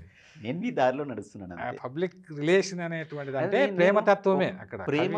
నేను ఒకటి ఏంటంటే వ్యక్తిగా నాకు చిన్నప్పటి నుంచి కూడా వ్యక్తిగా నాకు ఈ కోపము, అసూయ, ద్వేషము, తర్వాత ఒక గ్రూపును కట్టడము, తర్వాత ఇవన్నీ ఉండవు. తర్వాత ఇప్పుడు ఈ రాజకీయ పార్టీ మంచిది కాదు, ఆ రాజకీయ పార్టీ మంచిది, ఈ రాజకీయ పార్టీ నాయకులు లాలూచిగా, అది అసలు కాదు. కాకపోతే ఎక్కడైనా ఏదైనా అన్యాయం జరిగినప్పుడు అది వస్తుంది. ఇప్పుడు నువ్వు రాసిన కవితలు మంటల స్థానము, ఇది ఒక అద్భుతమైనటువంటి కవితా సంపుటి. దీంట్లో కొన్ని కొన్ని ఎక్స్ప్రెషన్ చూసి నాకు ఆశ్చర్యం వేసింది. ఆహా. నువ్వు ఉమ్. నీ కులం గురించో ఆ. నీ మతం గురించో వేలాది పుటలు రాసి మరణిస్తావు. రేపు నీ సమాధి మీద ఆ. ఏ స్తూపం మొలవదు, మొలవదు. ఏ జెండా ఎగరదు, ఎగరదు. ఏ నినాదం రాయబడదు. ఉమ్. నీ జీవన గమనముక సంకుచిత స్వార్థ పరత్వపు అపశృతుల గానం అన్నావు. ఇది కొత్త అభివ్యక్తి ఆహా. నా దృష్టిలో. ఎందుకంటే నీ జీవనం ఒక ఆ. వాడు ఎంత గొప్ప కవైనా కావచ్చు, ఏమైనా కావచ్చు. కానీ నీ జీవన గమనం ఒక సంకుచిత ఉమ్. స్వార్థ పరత్వం, అంటే సంకుచిత స్వార్థముతో నిండినటువంటి అపశృతుల గానము అన్నావు. అంతే, వాడి అంటే కవిత్వం గానము అంతే. అది సరిగ్గా లేదు, అది లేదు, అపశృతులు. లేదు, అంటే నీ అపశృతులు. జీవితమే అపశృతులు. అవును. ఎందుకు అంటే నువ్వు ఏ కులం గురించో మతం గురించో వేలాది పుటలు ఇంకోటి రాసి చూడు, ఉండొచ్చు. వాని గ్రూప్ గురించి, వాని మతం వాని గురించి, ఆ? వాని కులం గురించి. మరి ఉమ్. అంటే ఇక్కడేంటి కుల మతాలకు అతీతమైన ప్రేమతత్వంతో కవిత్వం రాయని ఇండైరెక్ట్ గా ఇండస్ట్రీ ధ్వనింపజేసేవి చెప్పడమే. కవితలు. అవును. విశ్వజనీన భావన అన్నప్పుడు ఆ. ఇంకా మతం ఎందుకు వచ్చింది, కులం ఎందుకు వచ్చింది? అది ఇప్పుడు హిందూ సోదరులు ఉంటారు. అవును. హిందూ సోదరులు వాళ్ళ హిందూ మతం గురించే ఆ. మా మతమే గొప్పదని చెప్పడం అనేది ఒక పదం చెప్పొచ్చు. ఆ. కానీ ఇతర మతాలు చూసి దేశం అలాగే చాటు. ముస్లిం సోదరులు ఉంటారు. ముస్లిం సోదరులు ఏం చేస్తారంటే వాళ్ళకి తెలిసో తెలియకు ఉమ్. వాళ్ళ కవిత్వమే అవును. వాళ్ళందరినీ ఎంకరేజ్ చేసుకుంటారు వాళ్ళు. కరెక్ట్. అది కాదు కదా. అవును. హిందూ ముస్లిం అదే. అసలు కవివి నువ్వు, ఆ, హిందూ అదే. ముస్లిం ఏంది? అది కదా నువ్వు కవి, ఏ మతంలో ఉన్నా నువ్వు కవి. కవి అంతే. అది ఒక గొప్ప పదవి. కవిత్వం ఎక్కడున్నా దాన్ని గుర్తించి గౌరవించి ఉమ్. దాన్ని ఆస్వాదించాలా, 10 మందికి చెప్పాలా. ఉమ్. ఆ సంస్కారం లేదు. లేదు లేదు అంటే మౌనశ్రీ మౌనశ్రీ మళ్ళీ నా కులమోడైతే అతని కవిత్వం గొప్పగా ఉంది. అతని కవిత్వం గొప్పది. ఈ నా మతముడైతే అతడి కవిత్వం చాలా గొప్పది. ఆ సంకుచిత అది- స్వార్థపరత్వమే ఆ, నువ్వు చెప్పినట్టుగా సంకుచిత వాడి స్వార్థపరత్వం. వాడు చనిపోయిన తర్వాత వాడి వాడి సమాధి సమాధి మీద మీద అసలు సమాధే ఉండదు. సమాధి ఉండదు. ఏ స్తూపం మొలవదు, అవును. ఏ నినాదం రాయబడదు, ఏ ఎపిటాప్ ఉండదు. అవును. వేస్ట్ అది. Waste. కొన్ని రోజులు మురిగిండు, చనిపోయాడు. అవును. అంటే నేను స్వతహాగా ప్రేమతత్వంతో ఉంటాను కాబట్టి అది. అసలు నాకు వేరే వాళ్ళ మీద జెలసీ కానీ వేరే వాళ్ళ అవును, అవసరం లేదు. ఎందుకు. సృష్టిలో మనకు కావాలో ఏది రావాలో అది వస్తుంది, ఉమ్. కష్టపడుతూ పోవడమే. అంతే. అట్లా అంటే మంటల స్నానం అని టైటిల్ పెట్టావు కదా దీనికి. ఉమ్. దీనికి అంటే ఏ అర్థం ధ్వనింపజేయాలని మంటల స్నానం అంటే అంటే నేను ఎందుకు అడుగుతున్నానంటే ఇంతకుముందు తప్త స్పృహ అని ఒక దానికి పెట్టు. అవును. సరే, గరళము అంతకుముందు వచ్చినటువంటి ఇంకో గరళం కన్నా ముందు ఒకటి వచ్చింది, దిగంబర. అవి మామూలు అర్థాలతో ఉండేవి. అవును. ఎందుకంటే ఆ రోజుల్లో ఇంక ఫస్ట్కి నీకు ఇంకా టైటిల్స్ అంటే అంత పరిపక్వత లేకపోవచ్చు కానీ లేదు. టైటిల్స్ పెట్టేదాన్ని. అవును. అవును. కానీ తప్త స్పృహతో అవును. అందరూ ఒక్కసారి ఉలిక్కి పడ్డారు. నేను అవును. కూడా అనుకున్నారు తప్త స్పృహ, అసలు ఆ పదబంధమే గొప్పగా ఉంది. అవునవునవును. ఓ తప్త స్పృహలో కూడా తప్త స్పృహ ఉంటుంది, తప్పించే స్పృహ. తప్పించే స్పృహ. అవును. ఆ తర్వాత ఇది కూడా మంటల స్నానం అనేది. అవును. మంటల స్నానం ఏంటంటే అసలు దాంట్లోనే ఆ పదబంధంలో మొత్తం దాంట్లో ఏముంది నా అర్థమైంది. ఉద్దేశం ఏంటంటే ఒక మనిషి ఎప్పుడు కూడా అచేతనంగా ఉండకూడదు. మీరు చెప్తుంటారు కదా, ఎప్పుడు చలనంతో ఉండాలి. అయితే మండుతూ ఉండాలి మనిషి. ఎప్పుడు మనము జీవించి ఉన్నప్పుడు మన బాడీ వెచ్చగా అవును. ఉంటుంది, మరణించిన తర్వాత చల్లగా ఉంటుంది కదా, కదలలేని స్థితిలో. వేడి అనేది జీవం, జీవం. చల్లదనం అనేది నిర్జీవం. సో మనిషి ఎప్పుడు కూడా మండుతూ ఉండాలి. ఇలా స్తబ్దంగా టీవీ చూస్తూ కూర్చోకుండా అప్పుడప్పుడు మంటల్లోకి దూకి బయటికి రావాలి. ఆ గాయాలను ఓపిక లేపనాలతో అవును. మాన్పుకోవాలని స్టార్ట్ అయితే చూడండి. మంటల స్నానం చిన్న పోయము. చదువు. మంటల స్నానం. అప్పుడప్పుడు నిప్పును పిడికిట్లోకి తీసుకోవాలి, బాగుంది. వేడి స్పర్శను ఆస్వాదించాలి, ఆహా. కొన్నిసార్లు మంటల్లోకి దూకి బయటికి రావాలి, ఆ. ఆ గాయాలను ఓపిక లేపనాలతో మాన్పుకోవాలి. ఆహా. భౌతిక కాయానికి ఏం తెలుసు? ఉమ్. జ్వాలానుభూతి. ఆహా. మండని దేహంతో పండని ఫలంతో ప్రయోజనం లేదు. ఆ. శీతల పవనాలెప్పుడు నిట్టూర్పులతో ముడుచుకుపోమ్మంటాయి, ఆ. అగ్నికీలలెప్పుడు ఎర్ర పొద్దులా పొడుచుకు రమ్మంటాయి. సూపర్. రోజులో ఒక్కసారైనా ఉమ్. ఎండలో మాడి స్వేదమై రాలాలి. ఉమ్. జీవితంలో ఒక్కసారైనా ఉమ్. చెడుపై దావానలమై ఎగబడి దాడి చేయాలి. సూపర్. Ending super. సంక్షిప్త సుందరము, అభివ్యక్తి, నవ్యత. దీన్ని ఏంటంటే డ్రైవింగ్ ఫోర్స్ అన్నారు. డ్రైవింగ్ ఫోర్స్ అంటే సీసీ కవిత్వం మనకు డ్రైవింగ్ ఫోర్స్ కనిపిస్తుంది. ఆ తర్వాత చాలా మంది రాస్తున్నారు కానీ ఈనాటి కవిత్వం నేను గమనించింది, కవిత్వం డిక్షన్ రాసిన మనకి డ్రైవింగ్ ఫోర్స్ ఉండాలి. ఇప్పుడు చివరికి చెప్పావు కదా, అంటే కవిత ఎక్కడ స్టార్ట్ అవుతుందో ఎక్కడ ముగుస్తుందో మనకు అర్థం కాకూడదు అంటేనే. వంటల స్నానం వల్ల వేడి దేహం అలా అలా చెప్తూ వచ్చు, లాస్ట్కి చెప్పింది ఏంటి సందేశము, అంత చైతన్యశీలిరా నువ్వు, ఒక జ్వలిస్తూ ఉండాలి అనేటువంటిది అది ఒక సింబాలిక్ ఎక్స్ప్రెషన్లో చెప్పారు. లాస్ట్ మనిషి అంటే ఒక మనిషి ఎంత చైతన్యవంతుడు కావాలి, ఎంత ఇలా అంటే ఒక సింబాలిక్ ఎక్స్ప్రెషన్స్తో. నేను గమనించింది ఏంటంటే ఈ మధ్యలో నేను కవితలు చదువుతూ ఉంటా, షార్ప్నెస్, అదేవిధంగా డ్రైవింగ్ ఫోర్స్, ఆ కవిత్వంలో ఎక్స్ప్రెషన్, ఇన్నోవేటివ్ ఎక్స్ప్రెషన్. ఏంటి అసలు డిక్షన్ మారిపోయింది అనుకుంటున్నాను. అంతకుముందు లాంగ్ పోయమ్స్ రాసేవాడు, పెద్ద పెద్ద పోయమ్స్ రాసేవాడు. ఇదంతా కూడా అంటే పాటల్లోనే ఎట్లయితే సంక్షిప్తత, క్లుప్తత, అక్కడ మీటర్లోన ఏ పదాలు పడాలో ఆ పదాలు వేయాల్సి వస్తుందో, కవిత్వంలో కూడా నువ్వు అదే ఆ అక్షర రమ్యత కాకుండా ఆ లలిత పదాలను ఉపయోగి ఎంత, ఎక్కడ, ఎప్పుడు, ఏ పదము, ఏ పదబంధము, ఏ ప్రతీక ఎంత అవసరం. ఎందుకంటే ఈక మీద ఒకసారి రాసే కవిత, నేను ఆశ్చర్యపోయి, ఈక మీద రాస్తే మీరు అప్పుడు దాన్ని తీసుకుని ఇది చాలా గొప్ప కవిత అని నన్ను అభినందించి మీరు ఆంధ్రప్రభలో ఆ కవితను ప్రత్యేకంగా సమీక్షించారు. నాకు బాగా గుర్తుంది. అది ఇప్పుడు పుస్తకంగా కూడా వస్తుంది, కవిత్వం లోచూపు అని, ఇన్సైట్ ఆఫ్ అసలు శీర్షిక లోచూపు శీర్షికలోనే దాన్ని మీరు సమీక్షించారు. నేను అదే అనుకునేవాన్ని అనమాట, అబ్బాయి ఇంత బాగా జరుగుతుంది, నా మీద ఎప్పుడైనా జరుగుతుంది, నా కవిత మీద ఎప్పుడైనా జరిగితే బాగుండన్నారు. అది ఈ ఆంధ్రప్రభలో వచ్చిన ఈకను మీరు చూసారా? ఆదివారం అనుబంధంలో వచ్చింది. అది 35 మందిది. ఇప్పుడు కవిత్వం లోచూపు అని ఆ 35 మంది ఇప్పుడు పుస్తకంగా వస్తుంది. పుస్తకంగా వేసి 35 మందిని పిలిపించి అక్కడ కవితలు చదివించి వాళ్ళు సన్మానం చేయాలని డిసైడ్ చేసి. ఎక్సలెంట్. అంటే ఇంతకు ముందు కూడా నేను ఒక 26 కవితా సంపుటాల పైన వికసించే ఆకాశాలు అని రాశాను. ఇప్పుడు నేను చదువుతూ ఉంటే నేనేనా రాసిందని నాకే అనిపిస్తుంటుంది. అట్లా అంటే అమూల్య చందు, నువ్వు అప్పుడు ప్రసాదమూర్తి, వీళ్ళంతా కొంతమంది, మువా శ్రీనివాసరావు, వీళ్ళందరూ రాసినవన్నీ అప్పట్లో అంటే మంచి కవితలు ఎన్నుకొని అనాలిసిస్ చేశారు. అంటే ఇదంతా ఒక గైడెన్స్ అనమాట ఇప్పుడు రాసేటువంటి వాళ్ళకు. చాలా గొప్ప గైడెన్స్ కదా అది. చిన్న విషయం, ఇప్పుడు గోపి గారు ఉన్నారు, గుండు సూదు మీద రాసిన, అంటే గుండీ మీద రాసిన, కట్టన్ మీద రాసిన, బల్లి మీద రాసిన చిన్న చిన్న వస్తువులు అవి. కానీ అద్భుతంగా ఎక్స్ప్రెషన్స్ ఉంటాయి. అట్లా చిన్న వస్తువుల పైన గొప్ప కవిత్వం రాసిన. నాకు గోపి గారి ప్రభావం అక్కడనే పడింది. అంటే ఈ చిన్న చిన్న కవితల మీద చిన్నదైనా దాన్ని కొత్త కోణంలో చూడటం, కొత్త కోణంలోకి చూడడం, కొత్తగా అభివ్యక్తి చేయడం. అది నాకు ఆయన రొట్టె మీద కవిత్వం రాశారు. ఆ ప్రభావం నీ మీద ఉందా అనిపిస్తుంది? డెఫినెట్ గా ఉంది. గోపి గారు నా దృష్టి, నారాయణ రెడ్డి గారి ప్రభావం ముందు కవితా సంపుటాలలో ఉంది. అవును, తర్వాత గోపి గారి ప్రభావం. అయితే నేను ఒక కవి యొక్క శైలి ఇలాగే మరణించే వరకు ఉండదు. అవును, ఎలా ఉంటుందో మనం కవిత్వంలో రంగంలోకి అడుగుపెట్టిన తర్వాత ఎలా ఉంటుందో అది ఉండదు. అది పరిణామం చెందుతూ ఉంటుంది. ఎందుకు పరిణామం చెందుతుంది అంటే తన దృక్పథాలు మారుతూ ఉంటాయి, తన భాష మారుతూ ఉంటుంది, తన వస్తువును చూసే దృష్టి మారుతుంది. ఇంకోటి ఏమంటే చాలా మంది అధ్యయనం చేయడం వల్ల, ఇప్పుడు నేను దేశ విదేశ కవుల యొక్క కవితలు చదివిన తర్వాత నా డిక్షన్ లో మార్పు వచ్చింది. అవును, గోపి గారు అన్నారు, ఏం బిక్కిని అసలు కాలం నది ఒడ్డున, దాని తర్వాత వాన వెలిశాక ముందు మాట రాశారు. అవును, ఏం బిక్కింది డిక్షన్ మారిపోయింది అని. అంటే అట్లా మనకు విస్తృత అధ్యయనం వల్ల కూడా విస్తృత అధ్యయనం వల్ల మనం ఒక దగ్గర ఆగి ఉన్నది, ఆ అధ్యయనం కదిలిస్తూ ఉంటుంది మనల్ని.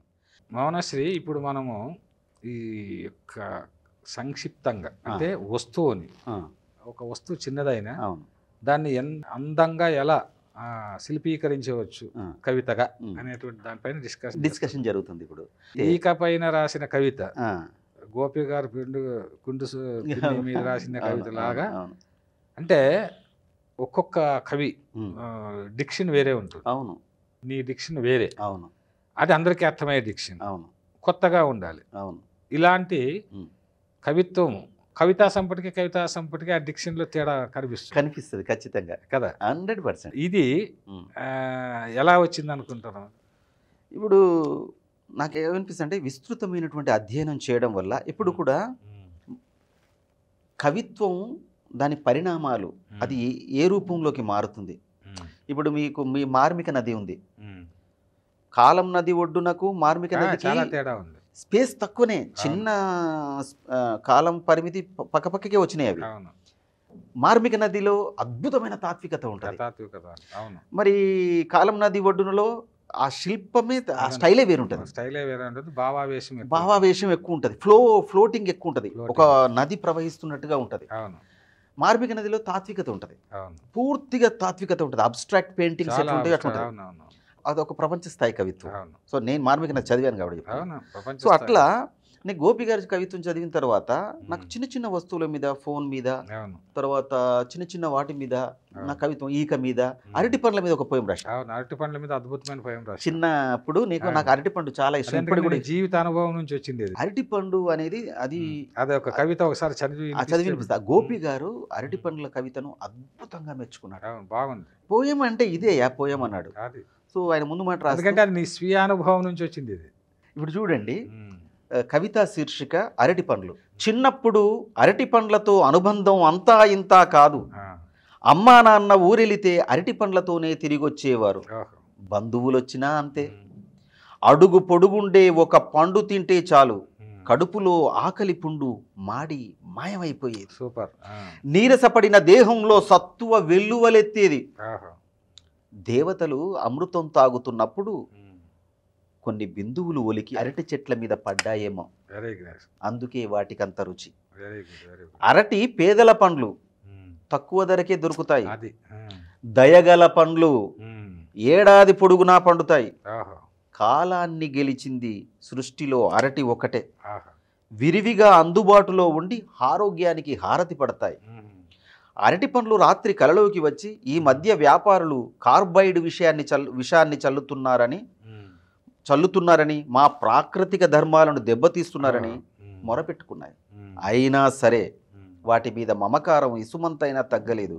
నేను ఇప్పటికీ ఎవరింటికైనా వెళితే అరటి పండ్లనే తీసుకెళ్లాలనుకుంటాను. మా ఆవిడ, మా అబ్బాయి నన్ను ఆదిమానవుడిని చూసినట్టు వింతగా చూస్తూ స్వీటు షాపు వైపు కదులుతారు. పక్కనే షాపులోని అరటి గెలలు నా వైపు జాలిగా చూస్తాయి. Super super. అంటే దీంట్లో ఒక ఆర్ద్రత ఉంది, జీవితం ఉందిగా. రెండవది ఏమిటంటే దయగల పండ్లు అని ఒక పదబంధం ఉపయోగించు. ఎందుకు దయగల పండ్లు అన్నానంటే అదే అందరికి ఉపయోగపడే. ఎప్పుడు కూడా ఎప్పుడు పేదవాడు ఒక 2 రూపాయలు ఇస్తే అరటి పండు. అరటి పండు లేకుండా పెళ్లిళ్ళు కానీ పూజలు కానీ ఏది జరగదు. అరటి అదొక అమృత పేదవాళ్ళ పండే అది. కదలి ఫలం.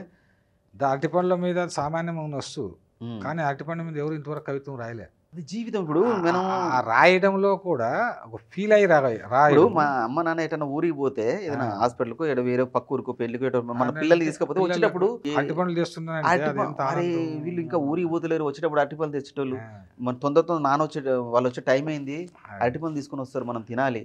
అంతకన్నా మనకు వేరే ఏం లేదు. ఎంత గొప్ప అనుభూతి అది. మౌనశ్రీ ఇప్పుడు ఎంతో తపనతో ఒక కవిత్వం దీక్షగా రాస్తూ ఒక పక్కన దరిద్రాన్ని దర్జాగా అనుభవిస్తూ మహానగరంలో నానా కష్టాలు పడి ఒక పక్క 4 కవితా సంపుటలు వేసావు. అవును. సీరియల్లోనూ మరి సినిమాల్లోనూ రాస్తూ మొత్తానికి ఏదో ఒకటి సాధించాలన్న దానితో చాలా విజయాలు సాధిస్తూ వచ్చావు. ఓకే, ఇది ఒక పక్క అయితే నీలో నేను గమనించింది ఏంటంటే ఎప్పుడు కూడా నిరుత్సాహము అనేది నీలో నాకు కనిపించలేదు నీ ముఖంలో. ఒకటి. రెండవది ఏంటంటే కవి ఎప్పుడు ధైర్యవంతునిగా ఉండాలి, ఒక సాహసిగా ఉండాలి అనేటువంటిది నిన్ను చూసి ఇప్పుడుండే యువతరం నేర్చుకోవాలి. అంటే జీవితం అది ఎట్టన్నా ఉన్నాయి, దీని అమ్మ జీవితాన్ని సాధించాలా అని ఒక కసి. అంతే. దీనికి పేదరికం కానీ అవకాశాలు ఇచ్చి ఇవన్నీ సాకులన్నా. అవన్నీ మీరు అనుభవించినటువంటి పేదరికం ఎవరు అనుభవించారు? అక్కడ ఒక పల్లెలో పుట్టి అక్కడి నుంచి అనంతపురంకి వచ్చి ఎన్నో ఉద్యోగాలు చేసి అక్కడి నుంచి వచ్చి ఇక్కడ నేను ఒకటి చెప్తానన్నా, ఏది సాధించినా ఈ సృష్టిలో దానికి విలువ లేదన్నా. నేను చెప్తున్నానుగా, ఆ విలువ అనేది లేదు. ఎందుకంటే మనం ఒక విషయాన్ని సాధించినప్పుడు వచ్చిన రోజు ఒక అవార్డు వచ్చింది, తెలంగాణ సరస్వత పరిషత్ అవార్డు వచ్చింది నాకు. అది చూసిన తర్వాత సంతోషంగా అనిపించింది. 2-3 రోజుల తర్వాత తగ్గిపోతుంటుంది, దాని తర్వాత మర్చిపోతాం. ఏం చేయాలంటే మనిషి ఒక ఫిలాసఫికల్గా ఆలోచించాలి ప్రతి విషయాన్ని. జీవితం పట్ల ఒక అవగాహన ఉండాలి. ఇప్పుడు ఎప్పుడు కూడా పోల్చుకోవడంతోనే పెయిన్ వస్తుంది. బిక్కి కృష్ణ అన్నకు అది వచ్చింది. ఇంకొకడు వాడు BMW కారు కొన్నాడు, ఇంకొకడు వాడు పెద్ద డూప్లెక్స్ హౌస్ కొన్నాడు. నీకెంతుంది, నువ్వు నీ జీవితాన్ని నువ్వు ఎంజాయ్ చేయగాని ప్రపంచం కోసం నువ్వు ఎంజాయ్ చేయడం మొదలు పెడితే ఒక్కొక్కరికి ఒక్కొక్క అవకాశాలు ఉండే వాళ్ళు అయితే అంటారు. దాని గురించి కదా, నాలో ఏముంది అనేది నీ నాకు తెలుసు, నీలో ఏముంది నీకు తెలుసు. అంటే నువ్వే ఇక్కడ ఒక్కటేమిటంటే కవి అనేటువంటి వాడు, అది నువ్వు కానీ నేను కానీ మన లాంటి వాళ్ళు కొంతమంది ఎప్పుడు ఆనందంగా ఉంటాం. అదే అసలు ఆనందంగా జీవించలేదు.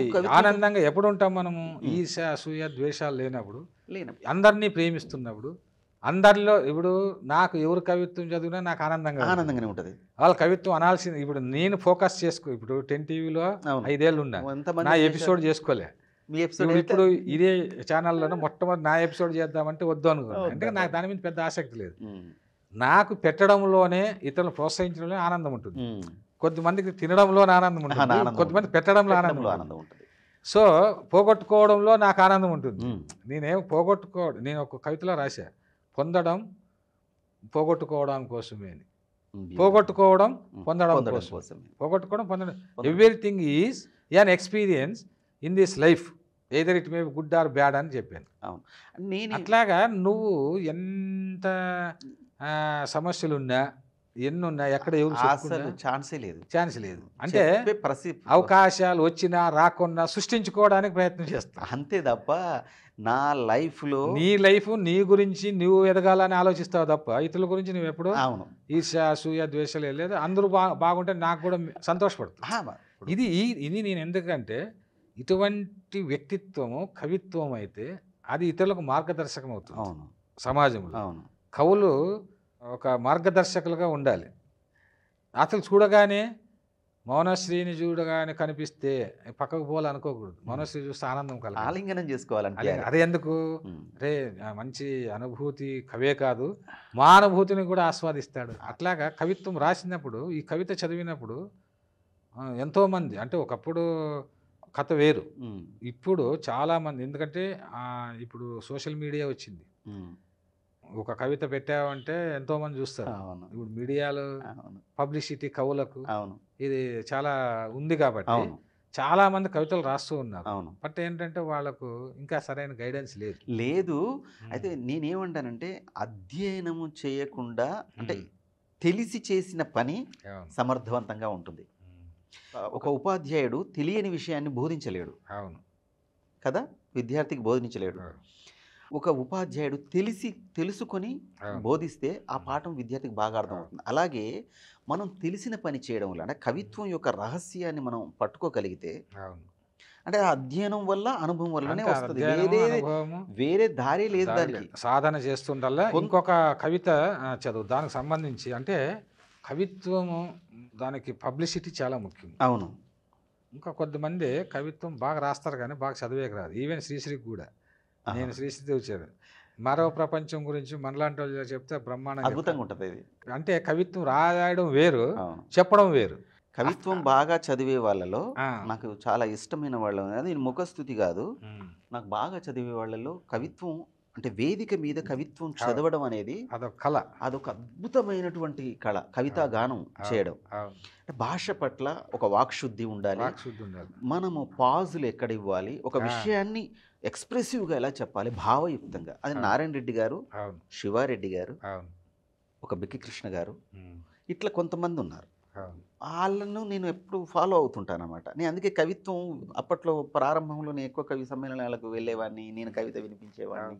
అట్లా నాకు చాలామంది నారాయణ రెడ్డి గారు, శివారెడ్డి గారు మహానుభావులు కూడా నేను కవిత చదివితే చదువుతారు అనిపించేవాడిని. భావాభివ్యక్తి మొదటి నుంచి బాగానే ఉంది, ఈ మధ్యలో బాగా ఇంకా యాక్షన్ ఓరియంటెడ్గా ఎక్స్ప్రెషన్ ఉంటాయి.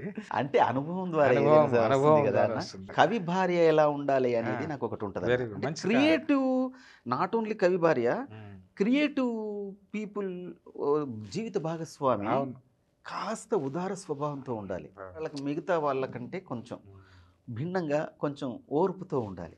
లేకపోతే క్రియేటివ్ పీపుల్ ఏమి చేయలేడు. ఇప్పుడు మనం ఒక పెన్ను పేపర్ పట్టుకొని రాసేటప్పుడు వెళ్ళి కొత్తిమీర కొనుక్కరాపో అన్నాను అనుకో, పాపం రాస్తూ ఉన్నాడు, ఏం కవిత వస్తుందో దాన్ని కూడా నేను విని ఆస్వాదించాలి, రాసిన తర్వాత పంపిస్తాం అని కాకుండా ఒక చిన్న ఉదార స్వభావం. అలాగే కవయిత్రి కానీ ఏ కళాకారిణి అయినప్పుడు భర్త కూడా అలాగే అరే ఆలోచించాలి. ఉండాలి. కానీ కవి ఎస్పెషల్లీ కవులు అనేవాళ్ళు కవి భార్య ఎలా ఉండాలి అనే దానికి నాకు థాట్ వచ్చింది. వెరీ గుడ్, మంచి దాని కవి భార్యకు విన్నపం అని ఒక పేరు పెట్టి కవిత రాశా. Very good. కవి భార్యకు విన్నపం. అతడు దేని గురించో ఆలోచిస్తూ ఉన్నప్పుడు మీ పిలుపు వినిపించుకోకపోవచ్చు. భార్యలకు చెప్తున్నా, దానికే విసుగును ప్రదర్శించకండి. అతడు మీ మధ్యలోనే ఉన్నా మీ సంభాషణ అతడికి చేరకపోవచ్చు. ఏ కవితాపాదమో అతడి మస్తిష్కంలో ఊపిరి పోసుకుంటూ ఉంటుంది. ఆ మాత్రానికే తనని హేళన చేయకండి. అతడిని మార్కెట్కు పంపితే కొన్ని సరుకులు తేవడం మర్చిపోవచ్చు. కుక్కర్ విజిల్స్ లెక్క మర్చిపోతే అన్నం మాడిపోవచ్చు. పాలు పొంగిపోయి నీలపాలు కావచ్చు. అంత చిన్న విషయాలకే మతిమరుపు మనిషి అని తిట్టకండి. అతడు మీ పుట్టినరోజును, చివరికి పెళ్లి రోజును కూడా మర్చిపోవచ్చు. ఎక్కడి వెర్రిమా లోకాన్ని కట్టబెట్టారని మీ పుట్టింటితో మొరపెట్టుకోకండి. అతడు మీతో పాటే నడుస్తుంటాడు, మీతో పాటే నవ్వుతుంటాడు, మీ పక్కనే ఉన్నట్టు కనిపిస్తాడు. మీతో ఉన్నాడన్న మాటే గాని ఈ జగత్తులో తను ఎక్కడో ఉంటాడు. సూపర్. ఎక్కడో యుద్ధంలో గాయపడిన పసిపాపను గుండెకు హత్తుకుంటాడు. ఎక్కడో అవమానానికి గురైన ఆడబిడ్డను ఓదారుస్తూ ఉంటాడు. ఎక్కడో నయవంచనకు గురైన మనిషి కన్నీళ్లను తుడుస్తుంటాడు. సూపర్. అంతలోనే మీరు గయ్యాలిలా మారి సూటిపోటి మాటలతో వేధించకండి. అతడు లోకం తెలిసిన పసివాడు, కవితలు రాసే నెలరేడు. సూపర్. కవిత కోసం అతడు అనుభవిస్తున్న వేదనను అర్థం చేసుకోండి. రాయడం పూర్తయ్యాక మీ కొంగు పట్టుకునే తిరుగుతాడు కదా. అతడి పట్ల కాస్త కరుణతో ఉండండి. అతడిలోని కవిని బతికించండి. గుర్తుంచుకోండి, ఈ భూమి మీద అత్యున్నత పదవిలో ఉన్న వ్యక్తి భార్య మీరు. మీరు ఒక కవి భార్య. ఆ మాత్రం సంయమనం పాటించలేరా? అలాంటి కవికి ఇంధనంగా మారలేరా? చాలా అద్భుతం. అత్యున్నత పదవి కవి అనేటువంటి వాడు. ఎందుకంటే వాడు ఒక సోషల్ రెస్పాన్సిబిలిటీతో కవిత్వం రాస్తాడు. నా దృష్టిలో లోకం తెలిసిన పసివాడు అన్నాడు. ఇక్కడ లోకం తెలియని పసివాడు అంటారు మామూలుగా. అవును, అదే లోకం తెలిసిన పసివాడు. ఇది నాన్ ఋషి కృత్య కావ్యం అన్నారు కదా. అంటే ఋషి కానివాడు కవి కాడన్నాడు. కానీ పసితనం లేనివాడు కవి కాడు. పసితనం ఉండాలి. పసితనాన్ని పోగొట్టుకుంటే వాడు కవిత్వం రాయలేడు. ఆ ఒరిజినాలిటీ, ఆ ఫీలింగ్ ఏదైతే ఉందో. పసిపిల్లవాడు, నేను ఒకసారి ఒక కవిత రాస్తే గోరెటెంకని ఫోన్ చేశాడు. అన్న ఎంత గొప్ప సంస్కారం భావన అన్నాను. ఏంటంటే ఈ పసిపిల్లవాడు, నా అనుభవం అది, కోడిని చూసినట్టు కోడితో ఆడుకోవాలనిపిస్తుంది. దాని యొక్క జుట్టు రంగులు దాన్ని కోసినప్పుడు నాకు ఫస్ట్ విలువిల్లు ఆడిపోయాను. అంటే బలవంతంగా దాన్ని వండి నా నోట్లోకి పెట్టి ఫు అన్నా కూడా మళ్ళీ ఇది దమ్ము తిను బాగుంటుంది అన్నప్పుడు అట్లా చేసి ఉల్లగారి టేస్ట్ని డెవలప్ చేశారు. అంటే అంత సున్నితత్వం ఉన్నటువంటి నన్ను లాస్ట్కి ఏం చేశారు వీళ్ళు? మొత్తం దానికి అలవాటు చేసి అంటే హింసోన్మాదిగా రసోన్మాదిని హింసోన్మాదిగా మార్చారు. అందుకే రాబర్ట్ ఫ్రాస్ట్ అంటాడు, కవి గొప్ప కవి ఎవడంటే, నువ్వు ఈ కవితలో రాసావు కదా, మన లోకంలో మనం ఉంటాం, కవులు భార్యలు ఎలా ఉంటాయి, ఆ లోకంలో అలా ఉండడానికంటే గొప్ప రసోన్మాద స్థితిలో ఉన్నవాడు గొప్ప కవిత్వం రాస్తాడని. ఆ రసోన్మాద స్థితి అంటే ఏమి? ఆ లోకంలో నువ్వు అన్నట్టు ఎక్కడో ఏదో లోకంలో ఏది అన్యాయం జరిగినా కూడా వాటి గురించి ఆలోచిస్తూ ఉంటాడు. ఇప్పుడు సామాన్యుడికి కవికి ఉన్న తేడా ఏంటంటే, రోడ్డు మీద పోతున్నప్పుడు మనం వెళ్తున్నప్పుడు మహానగరంలో, హైదరాబాద్ మహానగరంలో యాక్సిడెంట్లు సర్వసాధారణంగా జరుగుతూ ఉంటాయి. అక్కడ యాక్సిడెంట్ జరిగినప్పుడు కొంతమంది వెళ్ళి అతనికి సపర్యలు చేయడం, నీళ్లు తాగించడం, అతను కూర్చోబెట్టడం, బండిని తీసి పక్క పెట్టడం కొంతమంది చేస్తుంటారు. ఈ కవి కూడా అక్కడికి వెళ్తే వాళ్ళకి ఏదో 108కు ఫోన్ చేస్తాడు. కానీ మిగతా వాళ్ళకు అతనికి ఉన్న తేడా ఏంటంటే, ఇప్పుడు ఈ విషయం ఆ కుటుంబ సభ్యులకు తెలిస్తే వాళ్ళు ఎంత వేదన చెందుతారు, ఇతనికి ఏమన్నా అయితే వాళ్ళు ఎంతటి వేదన గురవుతారు, ఎట్లా ఒంటరి వాళ్ళు అయిపోతారు, వాళ్ళు ఎట్లా బతుకుతారు అని అంత దూరం ఆలోచిస్తాడు కవి. కవి క్రాంతదర్శి కదా, భవిష్యత్తును ఆలోచిస్తూ ఉంటాడు. అయ్యో అని ఊరుకోలేడు, వీడి ఏం చేయాలని ఆలోచిస్తుంటాడు.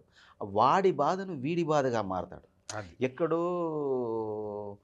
ఒక అమ్మాయి ఒలవలు విప్పేసి బట్టలు ఇప్పేసి మొత్తం తిప్పుతూ ఉంటే వీడిక్కడ నిద్రపట్టాడిపోతాడు.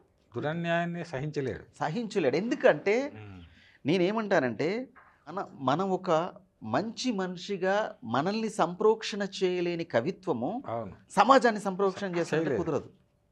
మనము మనల్ని మార్చలేని మనల్నే స్వీయ సంస్కారం లేని కవిత్వము, సంస్కారం చేయలేని సంఘ సంస్కారం ఎట్లా చేస్తుంది? అందుకే అయితే ఇక్కడ నువ్వు అన్నది గొప్ప పదవి అన్నావు. అవును, ఆ భార్యలు కూడా కవుల యొక్క భార్యలు పాపం అంటే వీడు కాసుల కోసం బతకడు కదా, కవిత్వం కోసం బతుకుతుంటాడు. అవును, ఈ లోకమంతా కాసులు, వాళ్ళ బంగారము, కార్లు, బిల్డింగ్లు, ఇది కంపారిజన్. వాళ్ళు కంపారిజన్. నిజంగా ఆలోచిస్తే ఒక కవి భార్య గొప్ప త్యాగి అని చెప్పొచ్చు.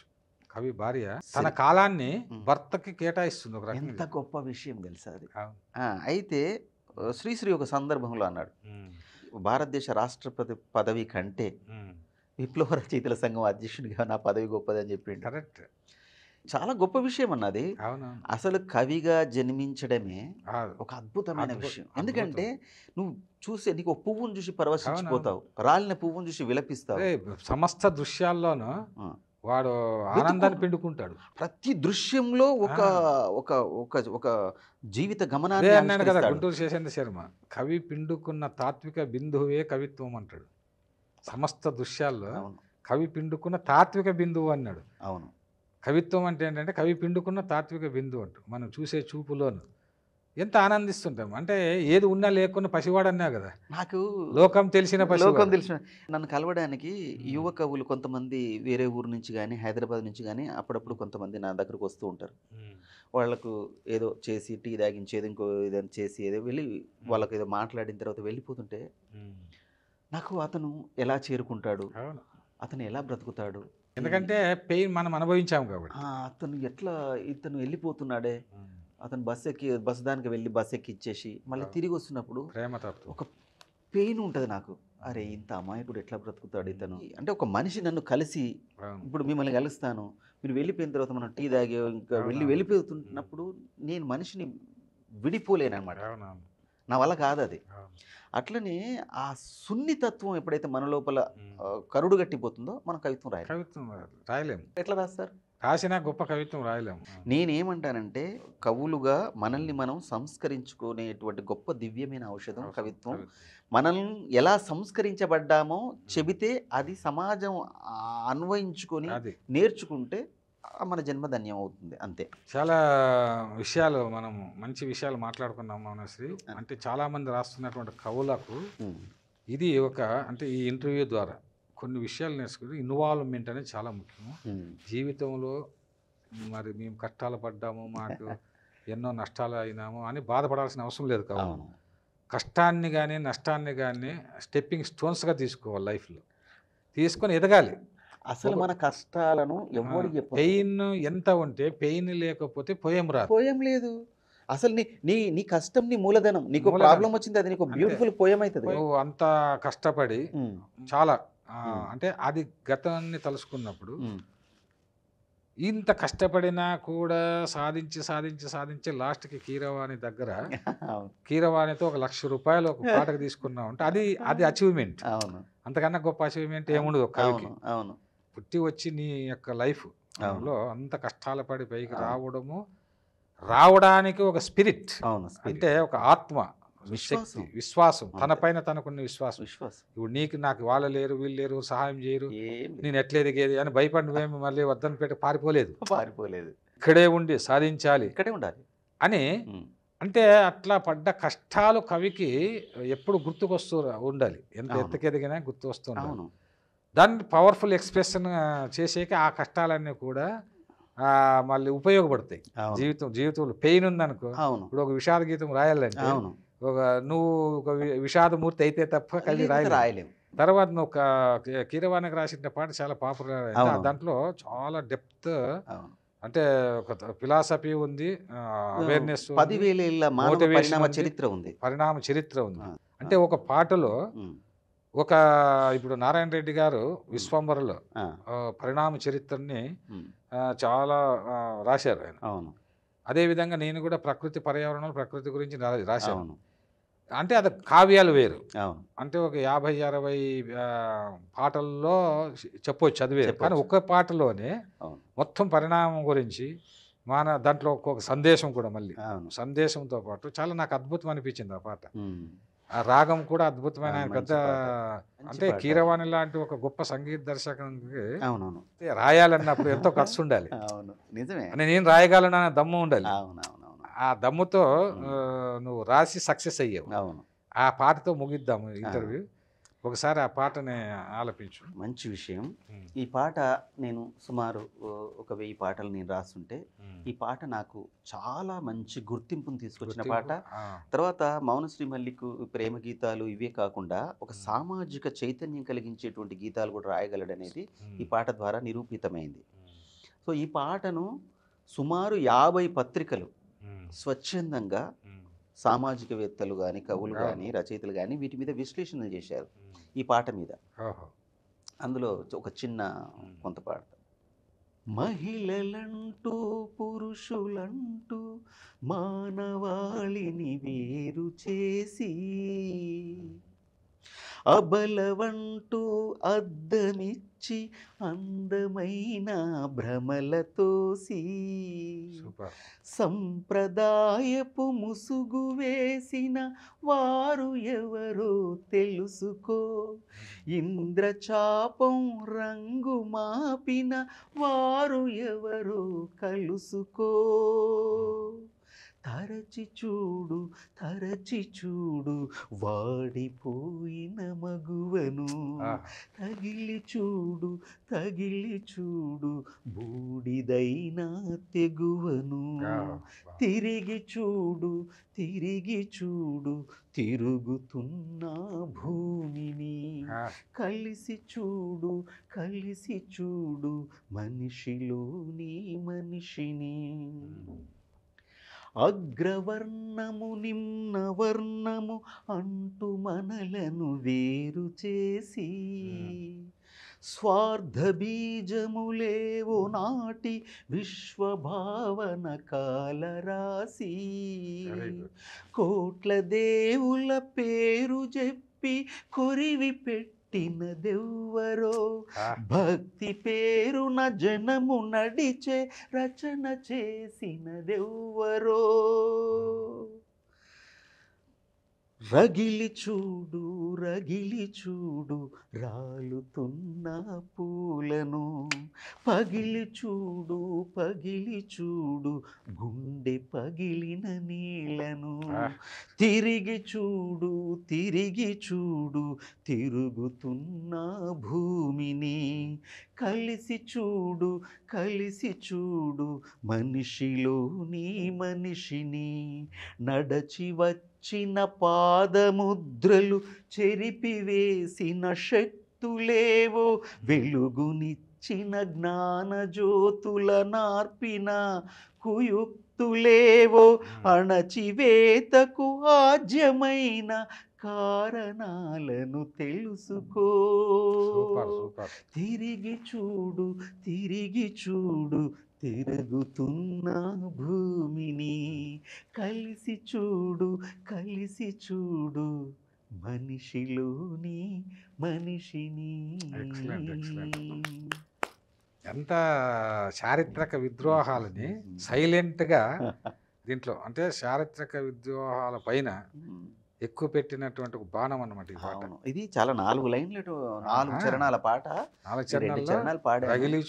రగిలి చూడు రాలుతున్న పూలను అంటే అంటే పొయిటిక్ ఎక్స్ప్రెషన్స్ కూడా అవును, ఒక బ్యూటిఫుల్ పొయిటిక్ ఎక్స్ప్రెషన్స్ ఈ పాటలో వచ్చాయి. అంటే బేసికల్గా కవి కావడం వల్ల. కవి కావడం వల్ల ఒకటి. వచ్చినాయి. రెండవది ఏంటంటే చారిత్రక విద్రోహాలు భక్తి పేరుతోనూ మ్మ్. జరిగినటువంటి అవును. స్త్రీలని అణచివేతలు ఉమ్. ఇవన్నీ కూడా చాలా అద్భుతంగా ఈ అంటే ఈ పాటలో ప్రధానంగా కొంతమంది నాకు ఫోన్ చేసి మాట్లాడేదా హిందూ ధర్మ వ్యతిరేకంగా ఉందనుకున్నారు, కానీ ప్రపంచంలో ఉన్నటువంటి అన్ని మతాల ఆచారాల్లో ఉన్న కొన్ని లోపాలను నేను చెప్పడం జరిగింది. అల్లెల్లెల్లె. సో- అక్కడ వాళ్ళు అంతా సంకుచితమైన భావాలతో ఆ, వేరు. అవును. ఇప్పుడు మనము కవి అనేటువంటి వాడు ఉమ్. ఇందులో ఏ దేవుడిని కించపరచడం కానీ ఏది కానీ లేదు. కానీ ఎక్కడైనా, విద్రోహులకు ఇండైరెక్ట్ గా ఆ, వాళ్ళకి తగులుతుంది. తగులుతుంది. ఇప్పుడు దొంగ అని అంటే దొంగతనం చేసినానికి వానికి తెలుసు, కానీ సత్యము కవి సత్యం చెప్పాలి. ఇందులో నువ్వు చూపు తలసి చూడు వీళ్ళు చూడు ఇట్లా ఏం జరిగింది అని క్వశ్చన్ వేసేవి ఇక్కడ. ఆ క్వశ్చన్ వేసినప్పుడు దాన్ని ఆలోచిస్తారు. అవును, ఇప్పుడు మహిళలకు కూడా ఏమి జరిగింది అనేది అందంగా విషయం అది అసలు సత్యం చెప్పారు. భక్తి పేరిట ఇంత జరుగుతా ఉందో దారుణాలు అంటే భక్తి తప్పు అని చెప్పలేదు ఇక్కడ. భక్తి పేరిట జరుగుతుంది. భక్తి పేరిట అది మీరు కవి కాబట్టి మీరు అర్థం చేసుకున్నారు. భక్తి పేరిట జరుగుతుంది, తప్పు కాదు. భక్తి తప్పు కాదు. అదేవిధంగా సమాజంలోన ఒక సున్నితత్వాన్ని ఎంత రాస్తున్న కాలరాచారు అనేటువంటి ఒక వేదనతో కవి రాసినటువంటిది అన్నమాట. అది కవిత్వము లోపల ఒక జ్వలంత దీపంగా ఉంది కాబట్టి ఇది రాయగలిగాం. అద్భుతమైన పాట ఇది. అంటే చారిత్రక విద్రోహాల పైన వచ్చిన నాకు తెలిసి ఇంతటి పాట ఇప్పుడు నాకు ఏంటంటే ఎవరైనా కూడా ఎదుటి వ్యక్తిని మెచ్చుకోవాలి అంటే కవిత్వాన్ని. మీరు ఎప్పుడు అదే కదా చెప్తారు. ఇప్పుడు ఈ దీపము చిన్నవాళ్ళ చేతిలో ఉన్న పెద్దవాళ్ళ చేతిలో ఉన్న వెలుగే కదా. అవును, కానీ అద్భుతమే కదా. మనశ్రీ రాసినా బిక్కి కృష్ణ రాసినా ఎవరు రాసినా అద్భుతమే కదా. దాన్ని అద్భుతం అని ఎందుకు అనకూడదు అనే సంస్కారం చాలా మందికి లేదు. మీరు రాత్రి 11:30 కూడా మీరు అది ఒకవేళ ఎక్కడైనా నా కవితా పాదం చదివితే ఫేస్బుక్లో కానీ ఎక్కడైనా కూడా ఎంత గొప్ప వాక్యం అని పెడుతుంటారు. అంటే నువ్వు ఇంతకుముందు చెప్పావు కదా, బాగా చదవడం వల్ల అంటే చారిత్రకమైనటువంటి విషయాలు తెలిస్తే తప్ప ఇలాంటి పాటలు రాయలేరు. ఎంతో ధైర్యం ఉండాలి. అది కూడా ఇట్లాంటి ఊహలు రావడం కూడా వరమే. మనం ఎన్ని మాట్లాడుకున్నా ఏదో సంథింగ్ అన్నట్టుగా అనిపిస్తుంది. అంటే ఒక అదే ట్యూన్కి ఇంకొక భావం రావచ్చు, కానీ అవే పదబంధాలు కొత్తగా రాసినప్పుడు మనకే తెలుస్తుంది. అంటే మనలో సహజంగా ఉండేటువంటి ఆ కవిత్వం యొక్క ఫోర్స్, డ్రైవింగ్ ఫోర్స్ అని అందుకే నేను అన్నది. ఆ డ్రైవింగ్ ఫోర్స్ నీలో అది ఉంది కాబట్టి అంత అద్భుతమైన పాట వచ్చింది. చాలా విషయాలు మాట్లాడుకున్నాం. ఇప్పుడు ఉన్నటువంటి అంటే ఇప్పుడు లేటెస్ట్గా రాస్తున్నట్టు యువ కవులు, ఎందుకంటే నీకు సైన్యం ఎక్కువ కదా. నీ లక్ష్యం నా లక్ష్యం కూడా ఒకటే. ఈ యువ కవులు నువ్వు ఇచ్చే సూచనలు ఏంటి? ప్రతి ఒక్కరికి ఎవరినైనా నేను చెప్పేది ఏంటంటే ఫస్ట్ మనము మన లోపల ఉన్న సున్నితత్వాన్ని పోగొట్టుకోకూడదు. రెండవది, ఎవరిని ఈ ప్రపంచం మీద ఈ భూమి మీద పుట్టిన ఏ వ్యక్తిని మనం బాధ పెట్టకూడదు. ఆ సున్నితత్వం ఎప్పుడైతే మన లోపల ఉంటుందో, ఎంతవరకు అయితే మనం జీవించే వరకు ఉంటుందో అప్పుడు మాత్రమే మనం మంచి కవిత్వం రాస్తాం. రెండవది ఏంటంటే అసలు వాట్ ఈస్ పోయిటరీ అనేది మనకు తెలియాలి. మనం పోయిటరీ ఎందుకు రాస్తున్నాం, మనకంటూ ఒక దృక్పథం ఉండాలి. మనం సత్యం పునాదుల మీద నిలబడి మాట్లాడాలి. ఫస్ట్ ఒక రాజకీయ నాయకుడికి ఒక పదవి వస్తుందని వంతపాడము, పదవులు తీసుకోవడం తప్పు కాదు. నువ్వు తీసుకున్న తర్వాత నువ్వు ఆ ప్రభుత్వంలోకి నువ్వు ప్రవేశించినా నువ్వు ఆ ప్రభుత్వంలో నీకు దమ్ముంటే నీ ఆ ప్రభుత్వంలో ఉన్నటువంటి లోపాలను కూడా చెప్పాలి. అంతేగాని నీకు పదవి వచ్చింది కానీ ఈ ప్రభుత్వం చాలా గొప్పది అని కవి ఎప్పుడు కూడా పీడిత పక్షపాతిగా, ప్రజాపక్షపాతిగా ఒక ఓటరు వైపు నిలబడి మాట్లాడాలి. అంతేగాని అవార్డుల కోసం, పదవుల కోసం అందులోకి వెళ్ళి నీ వ్యక్తిత్వాన్ని కించపరుచుకొని, కవి అంటే అర్థం సత్యావిష్కరణ చేయాలి. అలాంటి నిఖార్సైనటువంటి కవి అనేవాడు కత్తి మీద నిలబడి మాట్లాడేవాడు. ఎక్కడ స్లిప్ అయినా కాలు తెగిపోతుంది. అంత సాధనతో ఉండాలి, నిబద్ధతగా ఉండాలి, ప్రేమతత్వంతో ఉండాలి. మనం కవిత్వం రాస్తాం, ఇంటికి వెళ్ళి భార్యను కొడతాం. అది పిల్లల్ని చూస్తే మనం ముద్దు చేయాలి అంటే హింసాతత్వం ఉండకూడదు. సాటి మనిషిని ప్రేమించాలి, సాటి మనిషిని క్షమాగుణంతో ఉండాలి. ఇంకోటి జీవితాన్ని ప్రభావితం చేయాలి. మనం జీవించి ఉండడం అనేది చాలా అద్భుతమైన విషయంగా భావించాలి. అద్భుతమైన విషయం కదా జీవితమే అద్భుతం. అది కదా, కవికి జీవితమే అద్భుతం.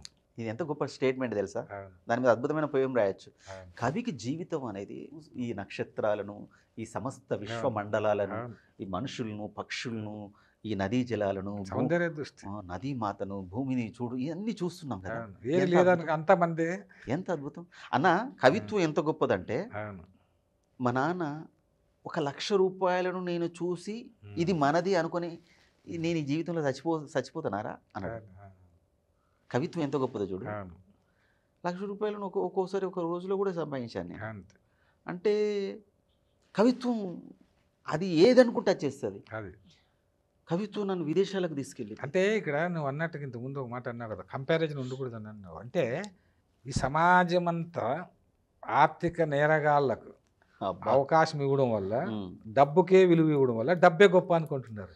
అదే కళలు కానీ, సంస్కృతి కానీ, లేదా కవిత్వం కానీ ఇందులో ఆనందాన్ని పొందనేది నేర్పించడం లేదు. వస్తుతత్వము అంటే వస్తువులోనే ఆనందం ఉంది అంటున్నారు తప్ప నీ భావనలో కూడా ఆనందం ఉందని నేర్పించడం లేదు. ఫస్ట్ ఏంటంటే ఇది నా జీవితం, నా లైఫ్, నేను నా కోసం జీవించాలి. నా కోసం జీవిస్తూ నేను ప్రపంచానికి ఏదో ఒకటి చేయాలి కదా. ఫస్ట్ నాన్న నేను ప్రేమించుకోవాలి. కానీ వీడేం చేశారంటే ఫస్టే ఇతరులు ఏమనుకుంటున్నారు, ఇతరుల కోసము పోల్చుకుంటూ ఆడది కొన్నాడు, నేను ఇది కొనాలి, వీడు ఇది కొన్నాడు, వానికి వాడు 1 కోటి రూపాయలు సంపాదించాడు, నేను 2 కోట్లు సంపాదించాలి. నువ్వు వాంతో నీకు పోటీ ఎందుకు?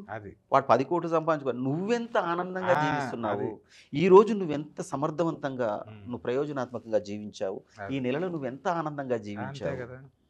ఒక జీవితానికి ఇంకో జీవితానికి సంబంధం చేయకూడదు, పోలికే ఉండకూడదు. కవే నీ ఆనందాలు వేరు. ఇప్పుడు ఇంతకుముందు అన్నావు కదా, కవి పదవి కానీ గొప్పది ఇది అన్ని పదవుల కన్నా. ఇప్పుడు నేను చెప్పలేదు, వేదం చెప్పింది 64 కళల లోపల నంబర్ 1 కవిత్వం ఉంటుంది. నంబర్ 1 కవిత్వం చెప్పింది, నేను చెప్పలేదు, వేదం చెప్పింది. 64 కళల లోపల నంబర్ 1. ఒక సమావేశంలో రవీంద్ర భారతిలో గోపి గారు ఒక మాట అన్నారు, కోటీశ్వరుని కన్నా కవి గొప్పవాడు అన్నాడు ఆయన. చాలా గొప్ప. డబ్బు ఉన్నాడు అంత మాత్రం డబ్బు ఏ రకంగా కవిత్వాన్ని అట్లా సంపాదించలేము. అసాధారణ విషయం. ఇప్పుడు ఒక మంచి పాట రాయాలంటే ఏదో వాంది మోసం చేసి రాయలేం కదా, రాయలేం. గుండె నుంచి రావాలి అన్న కవిత రాయాలని. నేను ఒక మాట చెప్తాను, కవిత్వం దాన్ని ప్రేమించి అది మన జీవన సర్వస్వంగా, జీవనైక వేద్యంగా మనం భావిస్తే అది మనల్ని ప్రపంచానికి పరిచయం చేస్తుంది అన్న. అది ప్రపంచానికి పరిచయం చేస్తుంది. నేను వెంకయ్య నాయుడు గారి పక్కకు కూర్చోగలనా? మరి ఎక్కడనో 9వ ప్రపంచ తెలుగు మహాసభలకు ఆయనే ముఖ్య అతిథి, నేను విశిష్ట అతిథి. నేను ఎందుకు పోవాలి ఆడికి? నేను ఎవరు కాదు కదా. కవిత్వమే మనిషికి గౌరవాన్ని ఇస్తుంది, కవిత్వం కీర్తి ఇస్తుంది. ప్రేమించాలి.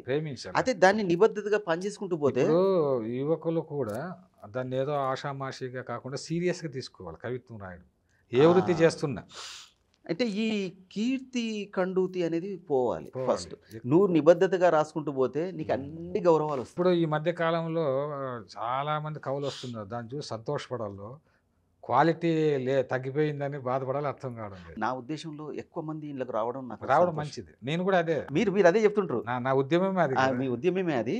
అయితే ఈ వచ్చిన వాళ్ళు ఏమంటారంటే నేనంటే ఒక శిక్షణ అంటే ఒక కొద్ది గైడెన్స్ అనేది వాళ్ళకి అవసరము. వాళ్ళు వచ్చిన వాళ్ళు ఇంకొకటి ఏమంటే వీళ్ళు కూడా యువకులు తెలుసుకోవాల్సిన విషయం ఏంటంటే ఏవో గ్రూపుల్లోకి వాళ్ళకి వీళ్ళకి చేరితే వాళ్ళకి డ్యామేజ్ అవుతుంది. ఎంతైనా ఎవరు కూడా అందరినీ కలుపుకొని పోవాలి. అవును, అందరినీ గౌరవించాలి. వీళ్ళు చేయాల్సింది. అవును, సరే మనలాంటి వాళ్ళు ఒక స్థాయికి వచ్చిన తర్వాత ఇంకోటి గౌరవించక మన స్థాయి మనకు ఉంటుంది, కేర్ చేయండి మన ఉద్యమకారులుగా. వీళ్ళు కొత్త వాళ్ళు తెలుసుకోవాల్సింది ఏంటంటే మళ్ళీ మౌనశ్రీ మౌల్యకు కూడా మాకు అవసరమే, బిక్కి కృష్ణ అవసరమే, ఇంకోరు అవసరం అనేది దృష్టిలో ఉండాలి. వాళ్ళు డెఫినెట్గా ఉండాలి. మనకంటే ముందు వచ్చిన కవులను మనం గౌరవించాలి. రెండవది మన సమకాలికులతో స్నేహభావంతో ఉండాలి. ఒకవేళ చిన్న పిల్లలు అయితే మనం వాళ్ళ పట్ల వాత్సల్యంగా ఉండాలి. వాళ్ళ పట్ల ఎందుకు వాత్సల్యంగా ఉంటామంటే వాళ్ళ ప్రవర్తన. నువ్వు అన్నట్టుగా ఇప్పుడు నా గురించి ఎక్కడైనా కూడా నా గురించి గొప్పగా చెప్తావు, అంటే నా ఎదురుగా కాకుండా. అవును, నువ్వు అలా చెప్పినాడు వాళ్ళ ద్వారా మనం మౌనశ్రీ మల్లిక్ చెప్పారండి మీ గురించి, మీరు చాలా గొప్పగా అన్నప్పుడు నాకు మౌనశ్రీ మల్లిక్ మీద ప్రేమ ఏర్పడుతుంది.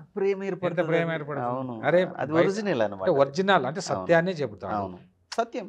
ఇప్పుడు నువ్వు అక్కడ ఎవరు మన కడపలో ఆ పిచ్చయ్య చౌదరికి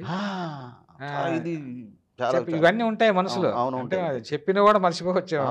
చాలా గొప్ప కవిత్వం. కాలం నది ఒడ్డున కావ్యం చాలా గొప్పదన్నా, దీనికి అవార్డు ఇవ్వాలని ఆయన చెప్పావు. అంటే అది చాలా గొప్ప పుస్తకం, నేను చదివి ఇన్స్పైర్ అయినా. అంటే సత్యంగా అక్కడ ప్రజెంట్ చేసి, అంటే అక్కడ దానికి ఇవ్వడం వల్ల అరే ఇది ఇంత మంచి పుస్తకం అని నలుగురు చదువుతారు. అప్పుడు మంచి కవిత్వం వాళ్ళకి పరిచయం. అవును, నా ఉద్దేశం అది. అంటే నేను అనడం అంటే ఇప్పుడు ఉన్నటువంటి వాళ్ళు కూడా ఎవరైనా కూడా ఒక వ్యక్తిని గురించి ఏదైనా ఉంటే డైరెక్ట్ గా మాట్లాడాలి. అంతే, ఇండైరెక్ట్ గా చెప్పాల్సిన అవసరం లేదు. హాయిగా మాట్లాడు. ఎందుకు లోపల నువ్వు అన్నట్టుగా సంస్కారం అనేటువంటిది కవికి చాలా అవసరం. నిబద్ధతగా ఉండాలి. నిబద్ధత అవసరం. నిరంతర అధ్యయనము నేర్చుకోవాలి. నేర్చుకోవాలి. నిరంతర అధ్యయనం అవసరం. అవసరం. మనం సాధన చేస్తూ వెళ్ళాలి. అవును. ఇది మన యొక్క ఇంతవరకు జరిగిన మన ఇంటర్వ్యూలో తేలిన చాలా సారాంశం. ముఖ్యమైన విషయం. అంటే ఒక వ్యక్తి కవిత రాస్తే ఉమ్, ఆ కవిత కొంతకాలం గుర్తుండాలి. అవును చిన్నోడైనా పెద్దోడైనా దానికోసం పరిశ్రమించాలి. అవును రెండోది, ఏది పడితే అది రాయకూడదు. నీకు ఒక కవి సమ్మేళనంలో కవిత చదివే అవును. అవకాశం మీకు వచ్చింది అనుకోండి, ఒక అవును. పిల్లోడికి, అవును ఒక యువ కవికి వచ్చింది, అందులో నీ కవితే గుర్తుండాలి. అవును ఆ పట్టుదల ఉండాలి వాళ్ళకి. ఆడ 100 మంది శ్రోతలు ఉంటే ఇప్పుడు నాలాంటి వాళ్ళు నీలాంటి వాళ్ళు ఇంకా పెద్దవాళ్ళు ఉంటారు అక్కడ. ఉమ్, అంటే వాళ్ళు ఒక 3 నిమిషాలు వాడికి కేటాయించినట్టే మనమంతా కేటాయించి వింటరిగా వింటామన్నాం కదా. అంత మంచి ఆ అవకాశం అవకాశాన్ని సద్వినియోగం చేసుకోవాలి. సద్వినియోగం చేసుకోవాలి. ఆ మంచి కవిత రాయాలి, పేపర్ల మీద రాసుకుంటే అట్లా కాదు. ఆ వేదికను సుసంపన్నం చేసి మొత్తం అందరూ నన్నే గుర్తుపెట్టుకునే అంత మంచి కవిత రాసి ఆ వేదిక సమయాన్ని సద్వినియోగం చేసుకోవాలి. అప్పుడు పెద్దల దృష్టిలో పడతారు. అది నిజంగా నా లైఫ్లో ఒక అద్భుతం జరిగింది. చాలా మంది పెద్ద కవులు నా పట్ల అనంతమైన వాత్సల్యాన్ని కురిపించారు. అవును. నారాయణ రెడ్డి గారు కావచ్చు, శివారెడ్డి గారు కావచ్చు, గోపి గారు కావచ్చు. ఇప్పుడు గోపి గారు దీనికి ముందు మాట రాస్తూ అగ్రశ్రేణి కవి అన్నాడు. అవును. నేను అగ్రశ్రేణి కవినా అంటే ప్రోత్సాహం. లబ్ధ ప్రతిష్ఠుడు అన్నాడు. అందులో తప్పేం లేదులే కానీ అంటే అంటే వాళ్ళ అభిప్రాయం అది. వాళ్ళు, నా ఉద్దేశం ఏంటంటే అలా రాసినప్పుడు అంటే వాత్సల్యం వల్ల. ఇప్పుడు ఒకటే మౌనశ్రీ ఇక్కడ నేను ఎందుకంటే కవిత్వం డిక్షన్ రాసినానుగా. అవును, మనం ఎప్పుడూ కూడా గతంలో ఉన్న వాడు చేయకూడదు. చేయకూడదు. మౌనశ్రీ మౌనశ్రీనే, అంతే. శ్రీశ్రీనే, బికి కృష్ణ బికి కృష్ణనే. అవును. అయితే అతను రాసిన కవిత్వంలో ఇప్పుడు శ్రీరామ్ సాగర్ నా వాన వెలిశాక రాస్తూ ఈ దశాబ్ద మహాకవి అని రాశాడు ఆయన.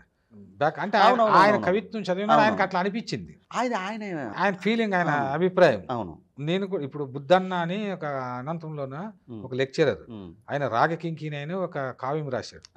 దానికి మరి అప్పట్లో దాశరథి అప్పుడు ఆస్థాన కవిగా ఉన్నాడు. ఆయన మహాకవి బుద్ధన్న అని రాశాడు. ఆయనే మహాకవి, ఇంకొకరిని మహాకవి. అది ఎక్కడో అనంతంలో ఉండే అతన్ని ఆంధ్రప్రదేశ్ ఆస్థాన కవిగా ఉండే సమయంలో రాశాడంటే దాశరథి గారు ఎంత సహృదయుడు అనాలి ఆయన. అదేవిధంగా శేషేంద్ర శర్మ కూడా జలస్వప్నం అని కవితా సంపుట రాశాడు. దానికి ఆయన ఏం రాశాడు తెలుసా? తేనెలో ముంచిన వజ్రాయుధం జలస్వప్నం అని రాశాడు.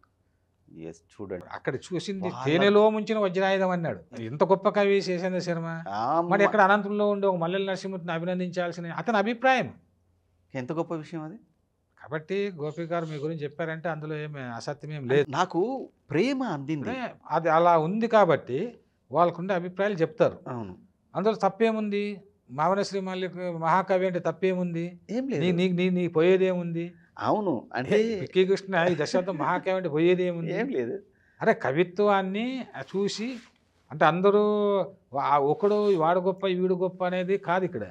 నేను చెప్పడం ఏమిటంటే ప్రోత్సహించడము, అది నాకు బాగా అందింది. నారాయణ రెడ్డి గారు కావచ్చు, శివారెడ్డి గారు కావచ్చు, గోపి కావచ్చు, మీ దగ్గర వరకు కూడా చాలామంది నన్ను బాగా ప్రేమించారు, వాత్సల్యం కురిపించారు. అంటే నేను రాసిన దానికంటే ఎక్కువ నన్ను ప్రేమించారు. అది నాకు చాలా అదృష్టం. నేను అనడం ఏంటంటే ప్రేమతత్వము కవిత్వం కన్నా గొప్పది. అదే కవిత్వము, రెండు ఒకటే. అసలు జీవితంలో మనము ఇప్పుడు ఉద్యమాలు చేసేటువంటి వాళ్ళు కావచ్చు, వీళ్ళందరినీ ఎందుకు ప్రేమిస్తాం మనం? ఉద్యమ నాయకుల్ని, పోరాట యోధులు అంటాం, కలం యోధులు అంటాం, ప్రజాకవి కాళోజీని అందరికన్నా గొప్పగా మరి అందరూ ప్రేమిస్తారు. అవును, ఆయన కేవలం ఏదో కవిత్వం గొప్ప కవిత్వం రాసినని కాదు. అవును, ఆయన గొప్ప వ్యక్తిత్వం. అవును, ఆయన ఉద్యమాల పురిటిగడ్డ పైన ఉదయించిన సూర్యుడు అని చెప్పి రాశాను నేను. అంటే ఎందుకు అంటున్నా అంటే అతను ఒక కూరగాయలు అమ్ముకునేటువంటి కూరగాయల పైన ఆయన శ్రీనివాసరావు, పొట్లపల్లి శ్రీనివాసరావు కూరగాయలు అమ్ముకొని ఆమె గురించి కవిత రాసుకొని పోతే చూస్తే ఇదిరా కవిత్వం అంటే వలవల ఏడ్చాడంట. ఎంత గొప్ప వ్యక్తిత్వం, చాలా గొప్ప. అది మహాకవులు అంటే అంత ప్రేమతత్వం ఉంటుంది. అవును, నారాయణ రెడ్డి గారు కూడా అంతే. అంతే. నారాయణ రెడ్డి గారు ఎంత ప్రేమతో మాట్లాడించాడు. చాలా ఏ కవినైనా విమర్శించారు కాదు, ఎవరికైనా కూడా ముందు చిన్న పిల్లోడైనా బాగా రాశాడు అని ఒక కవితనైనా ఉదాహరించి ఎన్నో సార్లు నాకు ఫోన్ చేశారు. అంత గొప్ప ప్రేమ. ఆంధ్రప్రభలో, ఆంధ్రజ్యోతిలో వచ్చినప్పుడు ఫోన్ చేసి నీ కవిత్వం వివరాలు చదివాను, చాలా బాగుందని చెప్పి. అంటే ఆయన గొప్ప, నాకు తెలిసి అంటే నేను అనుకుంటూ ఉంటాను, గొప్ప కవులు మహాకవులంతా గొప్ప ప్రేమికులుగా ఉంటారు అని, ప్రేమతత్వంతో జీవిస్తారని. అది లేనిదే అంత ప్రేమతత్వం, వాళ్ళు చలించిపోతుంటారు సమాజంలో దేనికైనా కూడా, మనుషుల్ని అమితంగా ప్రేమిస్తారు. అవును. కొత్త వాళ్ళు కూడా అమితంగా ప్రేమిస్తారు. అవును, ప్రేమే. అదే అంత ప్రేమ ఉంది కాబట్టి అంత గొప్ప గొప్ప కవిత్వం రాశారు, గొప్ప వాళ్ళు అవుతారు. అవును, అవును, కాబట్టి చాలా మంచి విషయాలు ఈరోజు చర్చించుకున్నాము. అవును. నాకు నేను కూడా ప్రేమతత్వంతో నీ మీద ప్రేమతోనే నిన్ను ఇన్వైట్ చేసి, అవును, అవును. నువ్వు ప్రేమతోనే నన్ను వచ్చి మొదటి నుంచి ప్రోత్సహిస్తున్న వాళ్ళలో ఆ. మీరు ఒకరు. అందరి ముందు కూడా నేను చెప్పగలను. మౌనశ్రీ మల్లికలో ఉమ్, ఒక కొత్త పార్శ్వాలను లోకాన్ని చూపించాలని, అవును, ఎందుకంటే నీ గురించి నాకు బాగా తెలుసు కాబట్టి, అవును. నీ జీవిత నేపథ్యము, కవిత్వ తత్వము, ఉమ్, నీకు మిగతా సాధించిన విజయాలు, ఉమ్, అంటే ఇది ఒక ఈ యువతకు నేటి సమాజంలో ఉన్నటువంటి కొత్తగా కవిత్వం రాస్తున్న వాళ్ళు కానీ, జీవిత పోరాటం చేస్తున్న జీవిత పోరాటానికి కవిత్వానికి సంబంధం లేదు. అసలే లేదు. జీవిత పోరాటం అంటే సాగర మదనంలోనే అమృతం వచ్చినట్టుగా జీవితము, ఈ సాగర జీవితం కూడా కష్టాల సాగర మదనం అంటే అద్భుతమైన అమృతం లాంటి కవిత్వాన్ని అసలు సృష్టించాలి. మనం అనుభవించేవి కష్టాలే కాదు అది అనుకోవాలి. అనుకోవాలి. ఫస్ట్ ఆ కష్టాలను చూస్తే మనకు కష్టం వచ్చింది, ఇది ఒక నా కవితకు ఒక నేపథ్యంగా మారింది అనుకోవాలి. అది కరెక్ట్. మనం కష్టాల్లో ఉన్నామని ప్రపంచానికి చెప్పాల్సిన అవసరమే లేదు. అవసరమే లేదు. కవిత రాయాలి దాని మీద. కవిత్వంలోనే తెలిసిపోతుంది. ఎవరైనా ఫోన్ చేస్తే వ్యక్తిత్వమే కవిత్వంగా అన్నా, వస్తుంది. మనము నిలువెత్తు ఆత్మవిశ్వాసంతో ప్రపంచానికి కనిపించాలి, అది ఆరోగ్యంగా కనిపించాలి, ఆదర్శంగా కనిపించాలి, చక్కగా ఒక మంచి అనురాగంతో కనిపించాలి, ఒక ప్రేమతత్వంతో అనురాగమూర్తిలాగా మనం ఉండాలి. అవును. అది చాలు. జీవితంలో విజేత అంటే నా దృష్టిలో ఏంటంటే విజేత అంటే హ్యాపీగా జీవించి అంతే. మరణిస్తే సరిపోదా? వాని జీవిత నేపథ్యంలో ఆలోచించినప్పుడు వాడు విజేత. ఒలింపిక్స్ లో 100 మీటర్స్ లో ఒకడే గెలుస్తాడు, అంతే. ఫస్ట్ సెకండే ఉంటాడు. అంతే. అంటే మరి థర్డ్ వచ్చినాడు వాడు కాదా? అంతే. వాడు అసలు ఒలింపిక్స్ వెళ్ళడమే గొప్ప విషయం గొప్ప కదా. విషయం. సో కాబట్టి చాలా విషయాలు మాట్లాడుకున్నాము మౌనశ్రీ. ఉమ్. చాలా సంతోషం వేసింది నాకు కూడా. మరి మా స్టూడియోకి వచ్చి అనేక విషయాలు చాలా అంటే నిర్మోహమాటంగా ఉన్నది ఉన్నట్టుగా అవును. చాలా ప్రేమతో ఉమ్. వాస్తవాలు మనం చాలా విషయాలు మాట్లాడుకున్నాము. అద్భుతమైన ఒక ముఖాముఖి ఆ. జరిగింది. నాకైతే మీతో రెగ్యులర్గా కలిసి మనం ఆ. హోటళ్ళలో కూర్చొని మాట్లాడుతున్నట్టుగానే అనిపించింది నాకు. నేను ఒక ఇంటర్వ్యూకి వచ్చినట్టు కూడా ఫీల్ కాలేదు. రెగ్యులర్గా మనం ఎప్పుడు కలిసినా గంటలు గంటలు మాట్లాడుకుంటాము, అలాగే అనిపించింది నాకు. సో మీ ఇంటికి వచ్చి మాట్లాడుతున్నట్టుగా అనిపించింది. నేను కూడా ఈ అక్షరం ప్రోగ్రాం ద్వారా ఆ. మరి చాలా మంది కవులు రచయితలందరినీ పరిచయం చేస్తున్నాను. చిరంతనంగా మిగిలిపోయేటువంటి ఆ, విషయం ఇది. అది. మనం మీరు ఒక చేసేటువంటిది 100 ఏళ్ళు యూట్యూబ్లో ఉంటుంది. ఎన్ని ఏళ్ళైనా ఉంటుంది, ఆ, దానికి ఉంటుంది. దానికి అది అజరామరమయంగా నిలిచిపోతుంది.